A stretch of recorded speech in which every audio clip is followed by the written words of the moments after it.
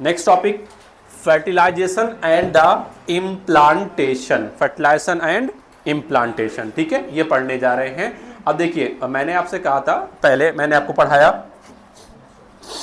सबसे पहले अगर इस टॉपिक में पूरा देखें तो पहले मैंने आपको पढ़ाया मेल रिप्रोडक्टिव सिस्टम, फिर मैंने पढ़ाया फीमेल रिप्रोडक्टिव सिस्टम, फिर मैंने कहा गैमेटोजेनेसिस, मेल के अंदर स्पर्मेटोजेनेसिस और फीमेल के अंदर ओजेनेसिस, फिर मैंने कहा कि इसमें एक टॉपिक जिसका नाम है मेंस्ट्रुअल साइकिल्स, ठीक है। फिर आपने इसी दौरान पढ़ा था कि अगर फर्टिलाइजेशन हो जाता है तो मेंस्ट्रुअल साइकिल्स के सारे इवेंट जो होते हैं वो स्टॉप हो जाते हैं, तब फर्टिलाइजेशन हो गया है। तो फर्टिलाइजेशन की बात करेंगे ना, तो मेंस्ट्रुअल साइकिल हमने पढ़ लिया, अब पढ़ने क्या जा रहे हैं हम, फर्टिलाइजेशन पढ़ने जा रहे हैं, ठीक है। फर्टिलाइजेशन, इसके बाद इम्प्लांटेशन, चलिए पढ़ते हैं।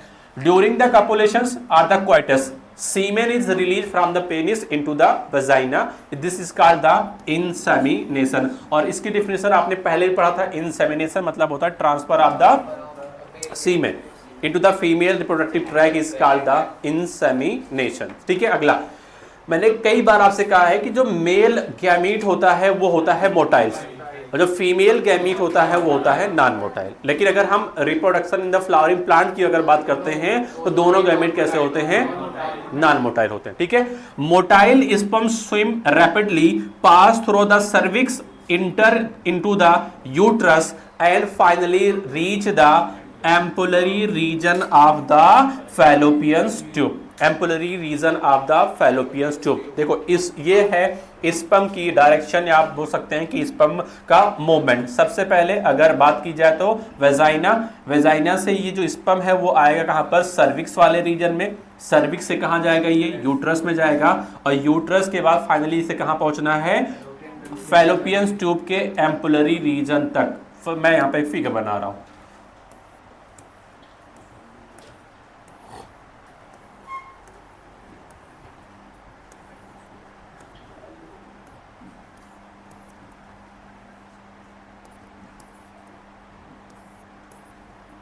टेम्पोररी फिगर है।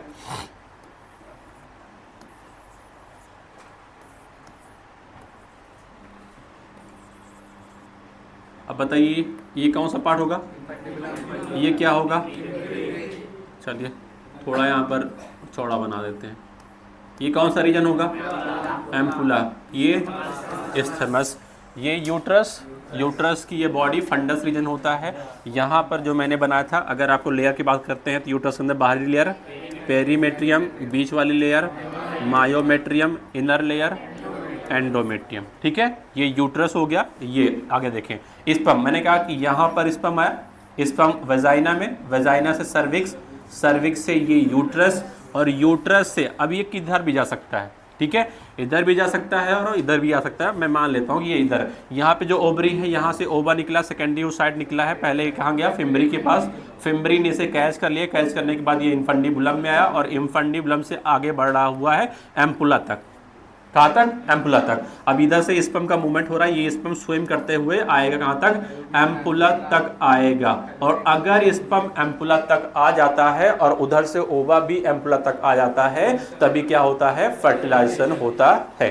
क्लियर इतनी बातें? तो ये सेंटेंस शायद आपको समझ में आ गया होगा जो मैंने अभी यहाँ पे पढ़ाया था। देखें क्या लिखा हुआ है, मोटाइल स्पर्म, सबसे पहले आप तो ये अंडरलाइन करो, motile sperm swim rapidly pass through the cervix, enter into the uterus and finally reach the ampulla region of the fallopian tube, ठीक है। नेक्स्ट आ गए, चलिए, the ova released by the ovary is also transported to the ampullary region where the fertilization take place। ये underline करो, पहले आप question कई बार पूछ चुका है कि फर्टिलाइजेशन कहाँ पर होता है, एम्पुला रीजन पर। अगर आप PYQ लगाओगे तो कुछ पुराने क्वेश्चंस मिलेंगे, पुराने क्वेश्चन में लिखा था, क्या लिखा था, जंक्शन, कौन सा जंक्शन, एम्पुलरी रीजन का, ठीक है। तो वहां पर जंक्शन की बात आएगी, वहां पर बात करेंगे। लेकिन नया क्वेश्चन बनेगा तो अब डायरेक्ट एकदम क्लियर हो गया, पहले यहाँ पर कुछ और लिखा था एनसीईआरटी में, अब कुछ और लिखा हुआ है, ठीक है। तो जो नया क्वेश्चन बनेगा वो पूछेगा फर्टिलाइजेशन कहाँ होता है, बताएंगे एम्पुलरी रीजन पर होता है। कहाँ होता है, एम्पुलरी रीजन पर होता है। तो आप अंडरलाइन कर लें यहाँ पर कि fertilization take place in the ampullary region, क्योंकि दोनों ओवा और स्पर्म एम्पुला तक पहुंच रहे हैं, ठीक है। Next, fertilization can only occurs, if the ova and the sperms are transported simultaneously to the ampullary region, अगर दोनों gametes, male gametes and female gametes simultaneously साथ साथ दोनों एम्पुलर रीजन तक पहुंचते हैं, तभी क्या होगा, चांसेस होते हैं फर्टिलाइजेशन के। अगर इस रीजन से कोई आगे पीछे हो गया तो फर्टिलाइजेशन चांसेस नहीं होते हैं। इसलिए अगला सेंटेंस लिखा हुआ है, this is the reason Why not all the copulation lead to the fertilization and the pregnancy? Her copulation में फर्टिलाइजेशन और प्रेगनेंसी नहीं होती। इसका रीजन यही है कि फर्टिलाइजेशन तभी होगा जब ओवा और स्पर्म दोनों साइमल्टेनियसली कहाँ पहुंचे, एम्पुलरी रीजन तक पहुंच जाए, इस तभी होगा fertilization. Next, the process of the fusion of sperms with and ova is called the fertilization. आपने कई बार पढ़ा है कि फर्टिलाइजेशन होता क्या है। फर्टिलाइजेशन मतलब होता है फ्यूजन, किसके बीच में फ्यूजन, गैमीट के बीच में। कौन सा गैमीट, मेल और फीमेल गैमीट। और यहाँ पे जो मेल गैमीट उसका नाम क्या है, स्पर्म, और फीमेल गैमीट का नाम क्या है, ओवा। दोनों का फ्यूजन होना क्या लगा गया, फर्टिलाइजेशन। ये पुरानी बात है जो आप कई बार पढ़ चुके हो, और इसी को मैंने कभी आपसे कहा था सिनगैमी भी कहा था ना। सिनगैमी वर्ड आपने कहीं पर पढ़ा था, कहाँ पे पढ़ा था, जब आप पढ़ रहे थे डबल फर्टिलाइजेशन ना, तो वहां पर आपने कहा था fusion of the male and the female gamete is the syngamy. और दूसरा आपने कहा था कि एक मेल गैमेट जब फर्टिलाइज करेगा किसको, पोलर न्यूक्लियाई को, तो आपने कहा था उसे ट्रिपल फ्यूजन। दोनों को मिलाकर आपने कहा था डबल फर्टिलाइजेशन। क्लियर, ये सारी बातें आप पहले से पढ़ चुके हो, इतना ज्यादा अंडरलाइन करने की जरूरत नहीं है, बार बार करनी। आगे यहाँ पढ़ते हैं, during the fertilization the sperms come in the contact with the zona pellucida. क्या ये लेयर आपने पहले कभी पढ़ी थी? आपने कहा था जो सेकेंडरी oocyte होता है, जो सेकेंडरी oocyte होता है वो रिलीज करता है, सिक्रीट करता है एक नई लेयर जिसका नाम क्या था, जोना पेलुसिडा। कुछ याद आया? तो कह रहे हैं कि जो स्पर्म होता है वो किससे कांटेक्ट में आता है, zona pellucida layer of the ova, and induce the changes in the membrane that block the entry of the additional sperm. पहले बात समझो, ये जो बनाया गया, क्या बनाया गया, ओवा surrounded by the few sperm. तो ये जो बने हैं स्ट्रक्चर, इसका नाम क्या पूरा, ये स्पर्म। अब यहाँ पे गौर से समझो, देखो ये अंदर जो है, अभी इसमें सेकेंडरी, अभी मैं पढ़ाऊंगा आपको, सेकेंड मियोटिक डिवीजन कंप्लीट करना है ना, तभी तो क्या होगा फर्टिलाइजेशन। देखो यहाँ पर ये बीच में जो है, ये बार बार ओवा लिख रहे हैं, तो ये सेकेंडरी oocyte ना। अब देखें अगर इसके बाहर कौन कौन सी लेयर है, तो देखो एक नई लेयर बन चुकी है यहाँ पर देखें, ये बन चुकी है प्री वेटलाइन स्पेस, एक स्पेस आ चुका है, ठीक है, नाम क्या इसका, प्री वेटलाइन स्पेस आ गया है। इसके बाहर कौन सी लेयर है, जोना पेलुसिडा। और ये किसने बनाया था, सेकेंडरी oocyte नहीं बनाया था, बहुत पहले बना चुका था, जब ग्रेफियन फॉलिकल बना था तो उसी वक्त ये बन चुका था ना। उससे बाहर देखो और बहुत सारी सेल्स है, कौन सी सेल्स है, cells of the corona radiata. तो अगर आप बाहर से अंदर तरफ चलोगे तो कौन सी सेल मिलेगी, पहली कोरोना रेडिएटा, उसके बाद जोना पेलुसिडा, उसके अंदर पेरी बेटलाइन स्पेस, फिर क्या मिलेगा, सेकेंडरी oocyte या ओवा का न्यूक्लियस मिलने वाला है। इतना क्लियर हो गया? तो अगर मैं कह रहा हूं कोई स्पर्म आ रहा है तो सबसे पहले किससे टकराएगा, वो कोरोना रेडिएशन से ना, उसके बाद किससे टकराएगा, ये जोना पेलुसिडा से। लेकिन देखो यार, मैंने कहा था कि जो फर्टिलाइजेशन होता है वो केवल एक स्पर्म का एक ओवा के साथ फ्यूजन कराता क्या है, फर्टिलाइजेशन, ठीक है। लेकिन जो स्पर्म का नंबर होता है वो तो मिलियंस में होता है, नंबर जो होता है स्पर्म का वो क्या में होता है, मिलियंस में होता है। तो कैसे पता चलेगा केवल एक ही स्पर्म एक ओवा को फर्टिलाइज कर रहा है? जो स्पर्म जब आता है, जैसे स्पर्म आ करके जोना पेलुसिडा को टच करता है, अब जोना पेलुसिडा मेम्ब्रेन जो होती है वो अपने नेचर को चेंज करती है, और जैसे अपने नेचर को चेंज कर लेगी, अब दूसरा कोई स्पर्म इसे फर्टिलाइज नहीं कर सकता। इसलिए स्पर्म का नंबर कितना भी ज्यादा क्यों ना हो, लेकिन फर्टिलाइजेशन केवल और केवल एक स्पर्म से हो जाता है, ठीक है। और जैसे ही स्पर्म जो होगा वो जोना पेलुसिडा से टकराएगा, ये अपनी मेम्ब्रेन में क्या करेगा, चेंजेस करेगा, जिससे कि एडिशनल स्पर्म इसके अंदर फर्टिलाइजेशन के लिए चांसेस रुक जाते हैं ना। इसी बात यहाँ पे लिखा हुआ है, during the fertilization sperm come in contact with the zona pellucida layer of the ova and induce the changes in the membrane that block the entry of the additional sperm, जिससे कि दूसरा स्पर्म इस ओवा के अंदर fertilisation के लिए नहीं इंटर कर पाएगा, ठीक है। तो फर्टिलाइजेशन हमेशा एक ओवा का एक ही स्पर्म से होता है। तो कैसे पता चलता है, पता चलता है इसलिए कि जैसे स्पर्म टकराएगा जोना पेलुसिडा से, ये जोना पेलुसिडा अपना नेचर चेंज कर लेगी, जिससे कि दूसरे स्पर्म के लिए ओवा के अंदर एंट्री क्या हो जाएगी, ब्लॉक हो जाएगी, रुक जाएगी, बैन हो जाएगी। ठीक है इतना। चल इसे आप अंडरलाइन करें यहाँ पर, that block the entry of the additional sperm, thus it ensure that only one sperm can fertilize an ova, एक स्पर्म केवल एक ओवा को फर्टिलाइज करता है। नेक्स्ट, कभी आपने पढ़ा था स्पर्म का स्ट्रक्चर, अगर आपको याद होगा तब पढ़ा था आपने, बताइए कौन कौन से पार्ट होते हैं। हेड होता है, नेक होता है, मिडिल पीस हुआ और टेल। ठीक है, मैंने कहा था हेड में क्या क्या होता है, एक्रोसोम्स एंड, एक्रोसोम कहाँ होता है, एंटीरियर पर, क्या भरा हुआ होता है, एंजाइम। और आपने कहा था कि जो एंजाइम होता है वो फर्टिलाइजेशन में मदद करता है। क्लियर है, वही लाइन लिखी है, secretion of the acrosome help in the, sorry, acrosome help the sperm enter into the cytoplasm of the ova through the zona pellucida and the plasma membrane. पूरी बात समझो, यही तो है ना, सेल ही तो है, जो भी कोई सेल होगा उसके पास क्या होगा, प्लाज्मा मेम्ब्रेन। अच्छा, यहाँ पे बहुत सारी लेयर बनी हुई है, ये जोना पेलुसिडा की लेयर है, ये प्री बेटलाइन स्पेस हो गया, यहाँ पर क्या होगा, प्लाज्मा मेम्ब्रेन होगा नहीं होगा। स्पर्म जब तक इसके अंदर नहीं जाएगा तब तक काम नहीं होने वाला है। अब स्पर्म को अंदर जाने के लिए रास्ता तो बनाना पड़ेगा ना, और रास्ता बनाने के लिए स्पर्म क्या रखता है, एक्रोसोम, और एक्रोसोम में क्या भरा हुआ होता है, एंजाइम। जब स्पर्म से टकराता है तो उसका एक्रोसोम फटता है, एंजाइम रिलीज होते हैं और एंजाइम इसको डाइजेस्ट करते हैं, और डाइजेस्ट करेंगे तो अल्टीमेटली क्या होगा, एक रास्ता बन जाएगा जिससे कि स्पर्म क्या करेगा, ये एंट्री कर जाएगा। क्लियर हो गया। तो वही बात लिखी है यहाँ पर कि सिक्रीशन ऑफ द एक्रोसोम, और आपको पता है एक्रोसोम में क्या भरे होते हैं, एंजाइम्स भरे होते हैं। Help the sperm enter into the cytoplasm of the ओवा, ओवा के साइटोप्लाज्म में स्पर्म की एंट्री को कौन हेल्प कर रहा है, एक्रोसोम कर रहा है। ठीक है, और रास्ते में कौन कौन मिलेगा आपको, दो लेयर मिलेगी, एक तो जोना पेलुसिडा होगी और एक ओवा की क्या होगी, प्लाज्मा मेम्ब्रेन होगी। तो दोनों मेम्ब्रेन को क्रॉस करके साइटोप्लाज्म में जाना है। देखो फाइनली लिखा क्या है कि स्पर्म को फाइनली जाना कहाँ है, साइटोप्लाज्म ऑफ द ओवा, और उसके लिए रास्ता चाहिए, और रास्ता कौन बनाएगा, एक्रोसोम, क्योंकि इसके पास क्या था, एंजाइम था। क्लियर। नेक्स्ट आगे, this induce the completion of the meiotic division of the secondary oocyte. यहाँ पे खतरनाक लाइन लिखी हुई है, मैंने कहा था कई बार, जब फर्टिलाइजेशन होता है तभी क्या होता है, मियोसिस कंप्लीट होता है, नहीं तो मियोसिस कंप्लीट नहीं होगा।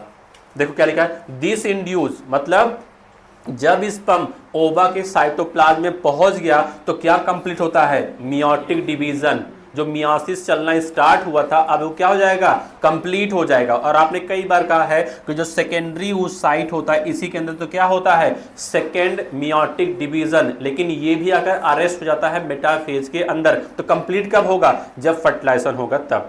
फर्टिलाइजेशन नहीं होगा तो सेकेंड मियोटिक डिवीजन कंप्लीट नहीं होगा। तो जैसे ही फर्टिलाइजेशन होगा सेकेंड मियोटिक डिवीजन क्या हो जाएगा, कंप्लीट हो जाएगा। और आगे साफ साफ लिखा है किसका, सेकेंडरी ओसाइट में, सेकेंडरी ओसाइट में सेकेंड मियोटिक डिवीजन क्या हो जाएगा, कंप्लीट। इसलिए मैं बार बार कह रहा था कि ये एनसीईआरटी बार बार ओवा लिखती है, लेकिन ये ओवा है नहीं, एक्चुअली में है क्या, ये सेकेंडरी ओसाइट ही है। अब जो बनेगा वो क्या बनेगा, ओवा बनेगा। ठीक है, तो इसे आप अंडरलाइन करें कि सेकेंड मियोटिक डिवीजन या मियोटिक डिवीजन कंप्लीट कब होता है, आफ्टर द फर्टिलाइजेशन। ठीक है, next, the second meiotic division is also unequal. और आपने एक फिगर में देखा था कि मियोटिक डिवीजन कैसा होता है, अनइक्वल। जब सेकेंड मियोटिक डिवीजन होगा तो बताओ फिगर में क्या बना था, क्या बनेगा, ओवा बनेगा, और क्या बनेगा, सेकेंड पोलर बॉडी बनेगा। ये तो था ना, unequal and result in the formation of the second polar body and the haploid ova या ओटिड या फीमेल गैमीट। देखो अब इन्होंने सेंटेंस सही किया है, सेकेंड मियोटिक डिवीजन कंप्लीट होने के बाद क्या बना, सेकेंड पोलर बॉडी बना, और क्या बना, ओवा बना। इसका मतलब जहां जहां अभी तक ये ओवा कह रहे थे वो एक्चुअली में ओवा नहीं था, बल्कि वो क्या था, सेकेंडरी ओसाइट था। फिर से मैं लाइन को एक्सप्लेन करता हूं, यहाँ पर मेरे पास ओजेनेसिस के लिए यहाँ पर क्या था, ओगोनिया था। याद आया कुछ? ओगोनिया ये अपने आप को डिफ्रेंशिएट करती है, बनाती क्या है, प्राइमरी oocyte। क्या बनाती है, प्राइमरी oocyte, और आपको पता होगा ये डिप्लॉइड होती है, ठीक है। और ये फिर करती है क्या, मियोसिस। मियोसिस फर्स्ट, लेकिन ये अरेस्ट हो जाती है प्रोफेज फर्स्ट के डिप्लोटीन में आकर के क्या होती है, अरेस्ट हो जाती है। बोलो, जब फर्स्ट मियोटिक डिवीजन कंप्लीट होगा, और आप बताइए कंप्लीट कब होता है,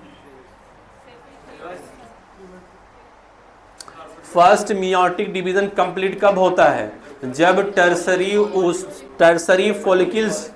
टर्सरी फॉलिकल अंदर प्राइमरी oocyte था, टर्सरी फॉलिकल बनता है, और बनने के बाद में टर्सरी जब कन्वर्ट होता है मैच्योर ग्रेफेन फॉलिकल के अंदर, तभी तो क्या होता है, फर्स्ट मियोटिक डिवीजन कंप्लीट होता है, और मैच्योर ग्रेफेन फॉलिकल के अंदर सेकेंडरी oocyte आता है। कुछ याद आया? ठीक है, तो जब कंप्लीट होगा क्या बनेगा, बताओ? बनेगा दो चीज। क्या बनेगा? बनेगा यहाँ पर सेकेंडरी oocyte। क्या बनेगा? सेकेंडरी oocyte, जो कैसा होता है, हैप्लॉइड। और क्या बनता है यहाँ पर, बोलो? First polar body. इतना क्लियर हो गया? क्लियर? ये क्या करेगा कुछ पता नहीं है, लेकिन आप देखो यहाँ पर सेकेंडरी oocyte है, ये क्या करता है, सेकेंड मियोटिक डिवीजन। लेकिन मैंने कहा ये कंप्लीट नहीं होगा जब तक कि फर्टिलाइजेशन ना हो जाए, और ये भी आकर के मेटाफेज में अरेस्ट हो जाता है। अब पूरा सेंटेंस आप जोड़ो, कंप्लीट सेकेंडरी oocyte के अंदर सेकेंड मियोटिक डिवीजन कंप्लीट कब होगा, जब फर्टिलाइजेशन होगा तब। और जब फर्टिलाइजेशन होगा तो ये कंप्लीट होगा, तो क्या बनेगा, बनेगा क्या, सेकेंडरी oocyte बनाता क्या है, दो चीज। क्या बनाता है, ओवम बनाता है, और क्या बनाता है, second polar body, secondary polar body बनाता है। ये भी हैप्लॉइड है, ये भी क्या है, हैप्लॉइड है। क्लियर? अगर फर्टिलाइजेशन नहीं हुआ तो मेंस्ट्रुअल साइकिल्स में जो बॉडी से बाहर आता है वो ओवा नहीं, बल्कि वो क्या होता है, वो सेकेंडरी oocyte। मेरे ख्याल से पूरा का पूरा आपको oogenesis आज समझ में आया होगा, सही सही, ठीक है। तो ये बात हो गई जहां तक मुझे पढ़ना था। आप इसे ओवा कहिए, चाहे आप इसे ओटिड कहिए, और चाहे इसे आप फीमेल गैमीट कहिए, कुछ भी कहिए, बात सारी एक ही है। और होगा कैसा, ये हैप्लॉइड होगा। स्पर्म कैसा होता है, और ओवा कैसा होगा, हैप्लॉइड होगा। अभी दोनों का न्यूक्लियस फ्यूज नहीं किया है। अभी क्या क्या है, स्पर्म जो है वो ओवा के यानी सेकेंडरी oocyte के साइटोप्लाज्म में इंटर किया था। अभी दोनों का फ्यूजन करना बाकी है। जब दोनों का फ्यूजन होगा तभी तो क्या बनेगा, जाइगोट। क्या लिखा है, सून द हैप्लॉइड न्यूक्लियस। गौर से पढ़ो क्या लिखा हुआ है, soon the haploid nucleus of the sperm and that of the ओवा। यानी स्पर्म का न्यूक्लियस और ओवा का न्यूक्लियस क्या हो रहा है, फ्यूज कर रहा है together to form the diploid zygote. जब स्पर्म का और ओवा का न्यूक्लियस आपस में क्या करता है, फ्यूज करता है, तब फर्टिलाइजेशन कंप्लीट होता है, और उसके उपरांत बनता क्या है, जाइगोट बनता है। क्लियर? और जाइगोट जब भी बनेगा वो कैसा होगा, डिप्लॉइड होगा। अब क्वेश्चन आपसे पूछा गया है, how many chromosome will be there in the zygote. कितना होगा, 46, क्योंकि जो जाइगोट बन रहा किसका है, ये ह्यूमन का है, इसलिए 2n इक्वल टू कितना हो जाएगा, ये 46 हो जाएगा। क्लियर हुआ? इस फिगर को गौर से देखें आप। ये जो फिगर था, मैंने कहा था स्पर्म इंटर करेगा जोना पेलुसिडा से, ठीक है, और साइटोप्लाज्म में आएगा। तो साइटोप्लाज्म में इसका हेड आता है, ये हेड, और इसी हेड के अंदर क्या था, न्यूक्लियस ना। अरे बोलो, फर्टिलाइजेशन, भाई फर्टिलाइजेशन कंप्लीट कब होगा, जब इसका न्यूक्लियस और इसका न्यूक्लियस क्या हो जाएगा, फ्यूज कर जाएगा। तो और जैसे ये फ्यूज कर जाएगा, अब बनेगा क्या, यहाँ पर जाइगोट बन जाएगा। और जब जाइगोट बन जाएगा तो कंडीशन क्या आ जाएगी, 2n कंडीशन आ जाएगी। किसी कोई दिक्कत? ठीक है, चलिए फिर आगे बढ़ते हैं। और आगे जो मेरे पास टॉपिक है उसका नाम है क्या, सेक्स डिटर्मिनेशंस। ठीक है, sex determination, male or the female. आपको पता होगा, अगर मैं ह्यूमन की बात करता हूं, ह्यूमन की भी मैं बात कर रहा हूं, ह्यूमन की अगर मैं बात करता हूं तो क्रोमोसोम नंबर, डिप्लॉयड कंटेंट कितना होता है, 46 होता है, ये आपको पता है ना। और हमारे पास दो टाइप के क्रोमोसोम्स होते हैं, दो टाइप के क्रोमोसोम्स होते हैं, एक होते हैं ऑटोसोम, एक होता है सेक्स क्रोमोसोम।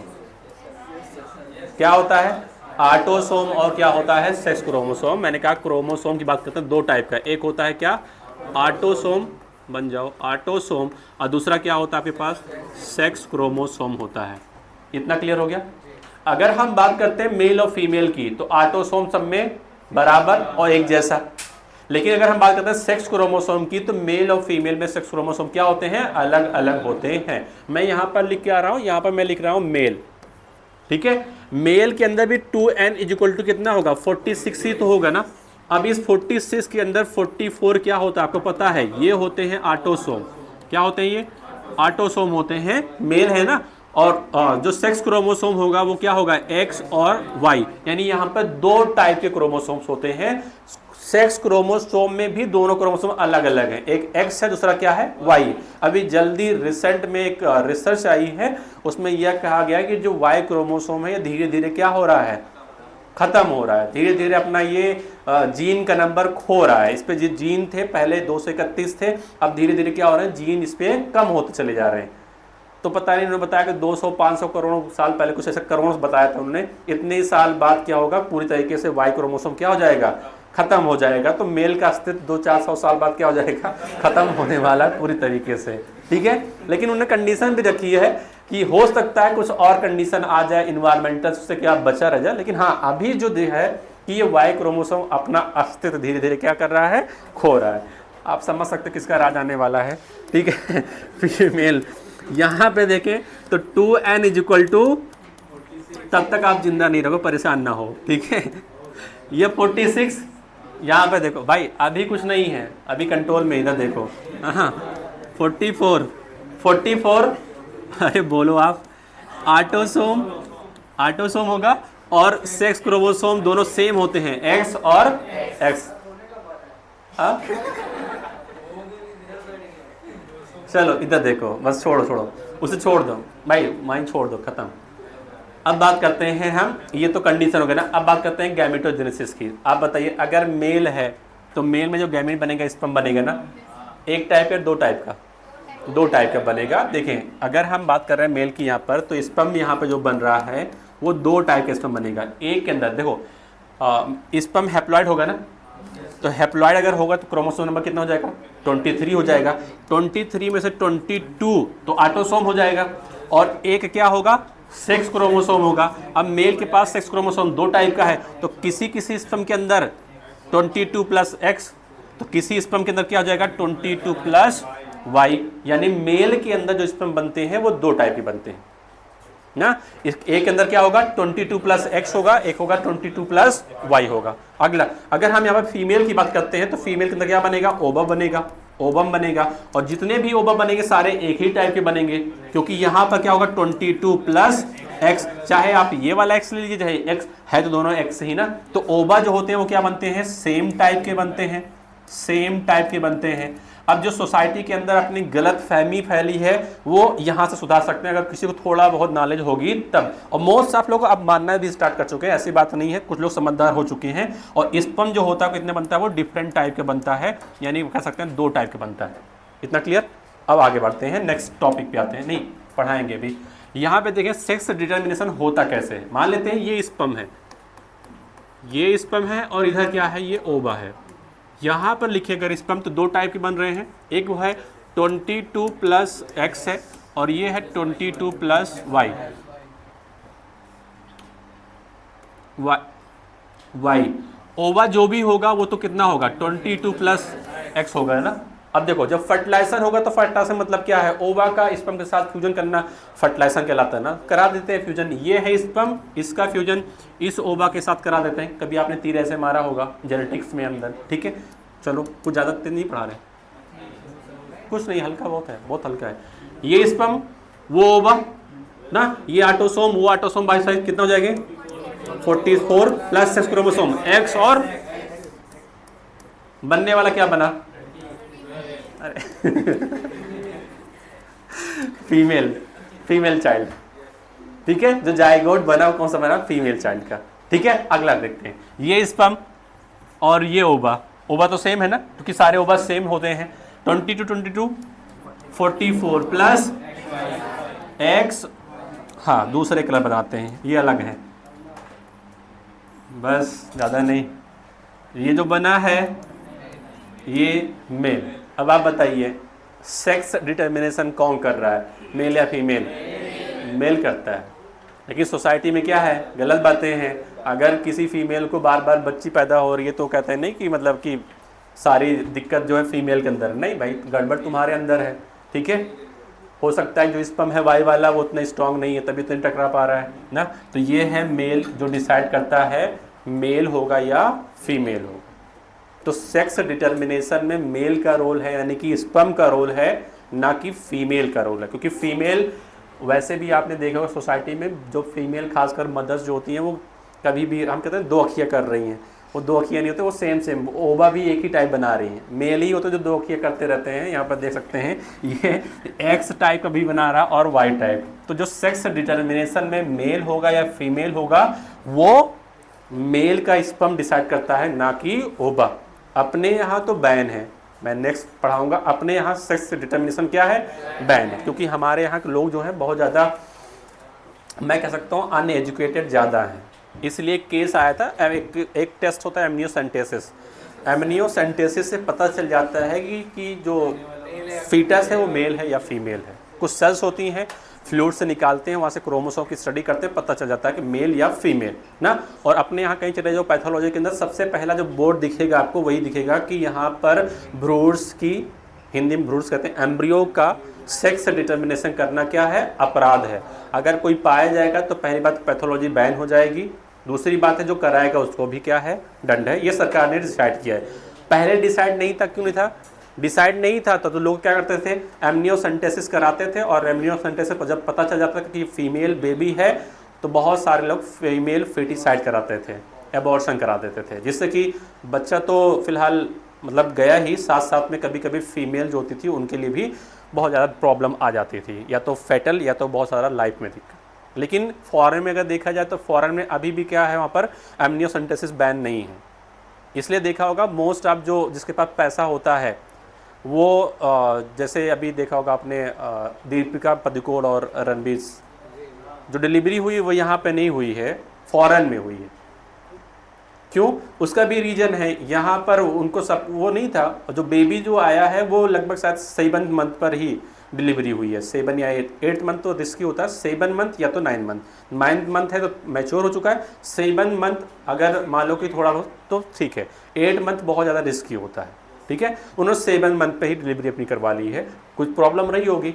तो वहाँ फॉरेन में होता क्या है, आपने देखा होगा कि अलग अलग यूट्यूबर होते हैं जो वीडियो बनाते हैं ना, तो वो आजकल तो सब कुछ दिखाने वाली बात होती है, कहते हैं कि ये बेबी शावर पार्टी है ना, होता है आजकल तो, मतलब प्रेगनेंसी हुई तब से लेकर के आगे तक सारा पार्टी चलती ही रहती है। अब कुछ लोग करते क्या फॉरेन वाले, पता चल जाता है कि बेबी जो लड़का है या लड़की है वो शॉपिंग भी कर लेते हैं। मेरे पार्टनर है कि बहुत ज़्यादा ब्लॉग देखते हैं, हमेशा उनका फॉरेन का एक ब्लॉग लगा रहता है जब खाना बनाते हैं हम लोग तब। ठीक है, तो उनका कोई यूट्यूबर है वो अपना मतलब जर्नी दिखा रहा था, तो उसकी बेबी प्रेग्नेंट है। अब उसके लिए उसने बेबी जो उसके जो मतलब बेबी है उसकी वो पूरी शॉपिंग कर चुकी है, पूरी अलमारी भरी हुई है। लड़का आने वाला है, उसका जब वो पैदा होगा तो कौन सा कपड़ा पहनेगा, 1 महीना होगा तब कौन सा पहनेगा, 2 महीने का होगा तब कौन सा पहनेगा, वो पूरा। तो मैंने उनसे पूछा यार हमारे यहाँ तो ये बैन है, कैसे पता चला कि ये मतलब लड़का ही होगा? करे अरे वहाँ पर बैन नहीं है, तो वहाँ पर पहले से पता कर लेते, इसलिए शॉपिंग पहले से करते हैं वो लोग, और उन्हें पता भी है कि डिलीवरी नॉर्मल हो जाएगी, मतलब सेफ़ हो जाएगी। तभी यहाँ में गांव में कह दो कि पहले शॉपिंग कर लें, पहली बात तो अम्मी जो होती हैं वो बढ़ जाती हैं, ऐसे कैसे, कुछ भी हो सकता है, अभी तो रिस्की है, ये होगा वो होगा, ऐसे कैसे शॉपिंग कर लें, नया कपड़ा खरीदने नहीं देते हैं बेचारे, पुराने ही मिल जाते हैं ना।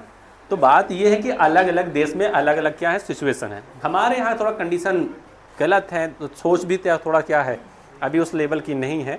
इसलिए हम लोग जब बेबी आ जाता है दुनिया में और तंदुरुस्त होता है, तब उसकी जो फुफ्फी होती हैं, खाला होती हैं, वही कपड़ा लेकर आती हैं ना।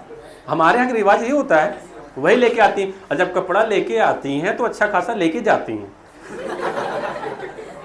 और हाँ सही बात, वो लेके जाती हैं ना, मतलब अब हम 2 सूट लेके आ रहे हैं लेकिन पैसा भाई से अच्छा खासा लेंगे, वो उनका अलग सिस्टम है। वहाँ पर कोई ऐसा सिस्टम है नहीं, कोई भाई बहन कोई मतलब है नहीं, अपनी फैमिली अलग है तो अलग है, इसलिए पहले से ही हम खुद ही शॉपिंग कर लेते हैं। ठीक है, तो अपने यहाँ ये बैन है, ये बैन होना भी चाहिए, क्योंकि हमारी जो जनता है बहुत ज़्यादा थोड़ा क्या है अनएजुकेटेड है, ये सब चीज़ें बहुत गलत हैं, जो बहुत कुछ सुधार हुआ है। बहुत सारा सुधार हुआ है, लेकिन अभी भी बहुत सारे ऐसी कम्युनिटी हैं जहाँ पर ये सब चीज़ें मानते भी नहीं। अब तो प्रेगनेंसी में अल्ट्रासाउंड होने लगा है ना, अल्ट्रासाउंड होने लगा है। नहीं तो पहले लोग अल्ट्रासाउंड से नाम लेते थे ना, डॉक्टर चेंज करते थे कि ये गलत है, ये सिर्फ पैसा खाने के लिए कर रहा है। लेकिन नहीं, अब क्या है, चीज़ें बहुत सारी चेंज हुई है। अल्ट्रासाउंड होता रहता है, प्लस उससे बहुत सारी जांचें होती है, तो उससे पता चलता रहता है कि ना कि मतलब जो बेबी जो डेवलप हो रहा है उसकी कंडीशन क्या है, प्लस जो फीमेल प्रेग्नेंट है उसकी मैं क्या क्या सप्लीमेंट दूँ ताकि उसकी बॉडी पर आफ्टर डिलीवरी कोई भी इफेक्ट पड़ने वाला ना हो। लेकिन अभी भी कुछ लोग दादी होती जो जिंदा हैं अभी भी वो पुराने ख्यालात में होती, कहती कि बार बार अल्ट्रासाउंड ही करा रहे हैं, ये जा करके हर महीने डॉक्टर लिख देता है अल्ट्रासाउंड ही करा लो ना, सिर्फ पैसा खा रहा है बस वो। तो कुछ नहीं, आगे सिचुएशन और चेंज हो जाएगी। जब दादी वाला जब सीजन जाएगा, जब उनकी जनरेशन जाएगी तो थोड़ा बहुत सुधार आएगा। तो बात मेरी यहाँ पर ये खत्म होती है कि जो सेक्स डिटर्मिनेशन है वो टोटली डिपेंड करता है, स्पर्म पे डिपेंड करता है, कौन सा स्पर्म ओवा को फर्टिलाइज करेगा। अगर एक्स वाला फर्टिलाइज करेगा तो बेबी फीमेल, और अगर स्पर्म जो है वो वाई वाला, वाई सेक्स क्रोमोसोम वाला फर्टिलाइज करेगा तो वो मेल होगा। ठीक है, तो ये कोई बता नहीं सकता कि मेल होगा या फीमेल होगा। तो यहाँ पे स्टार्ट करते हैं, बस इतना ही है। आप अगर लिखना चाहो ये बना लो साइड में, बस ये साइड बना लो, पूरा जो पैराग्राफ लिखा हुआ है वो खत्म हो जाएगा।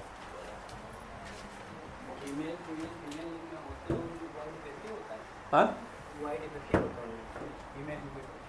कहाँ डिफेक्टिव, मतलब समझ नहीं पाया। नहीं भाई, डिफेक्टिव क्यों है, काम कर रहा है। नहीं, मैंने ये नहीं कहा था कि डिफेक्टिव है, मैंने कहा कि एक रिसर्च आई है जो बताया ये रही कि धीरे धीरे वाई क्या हो रहे हैं, खत्म हो रहे हैं। हाँ,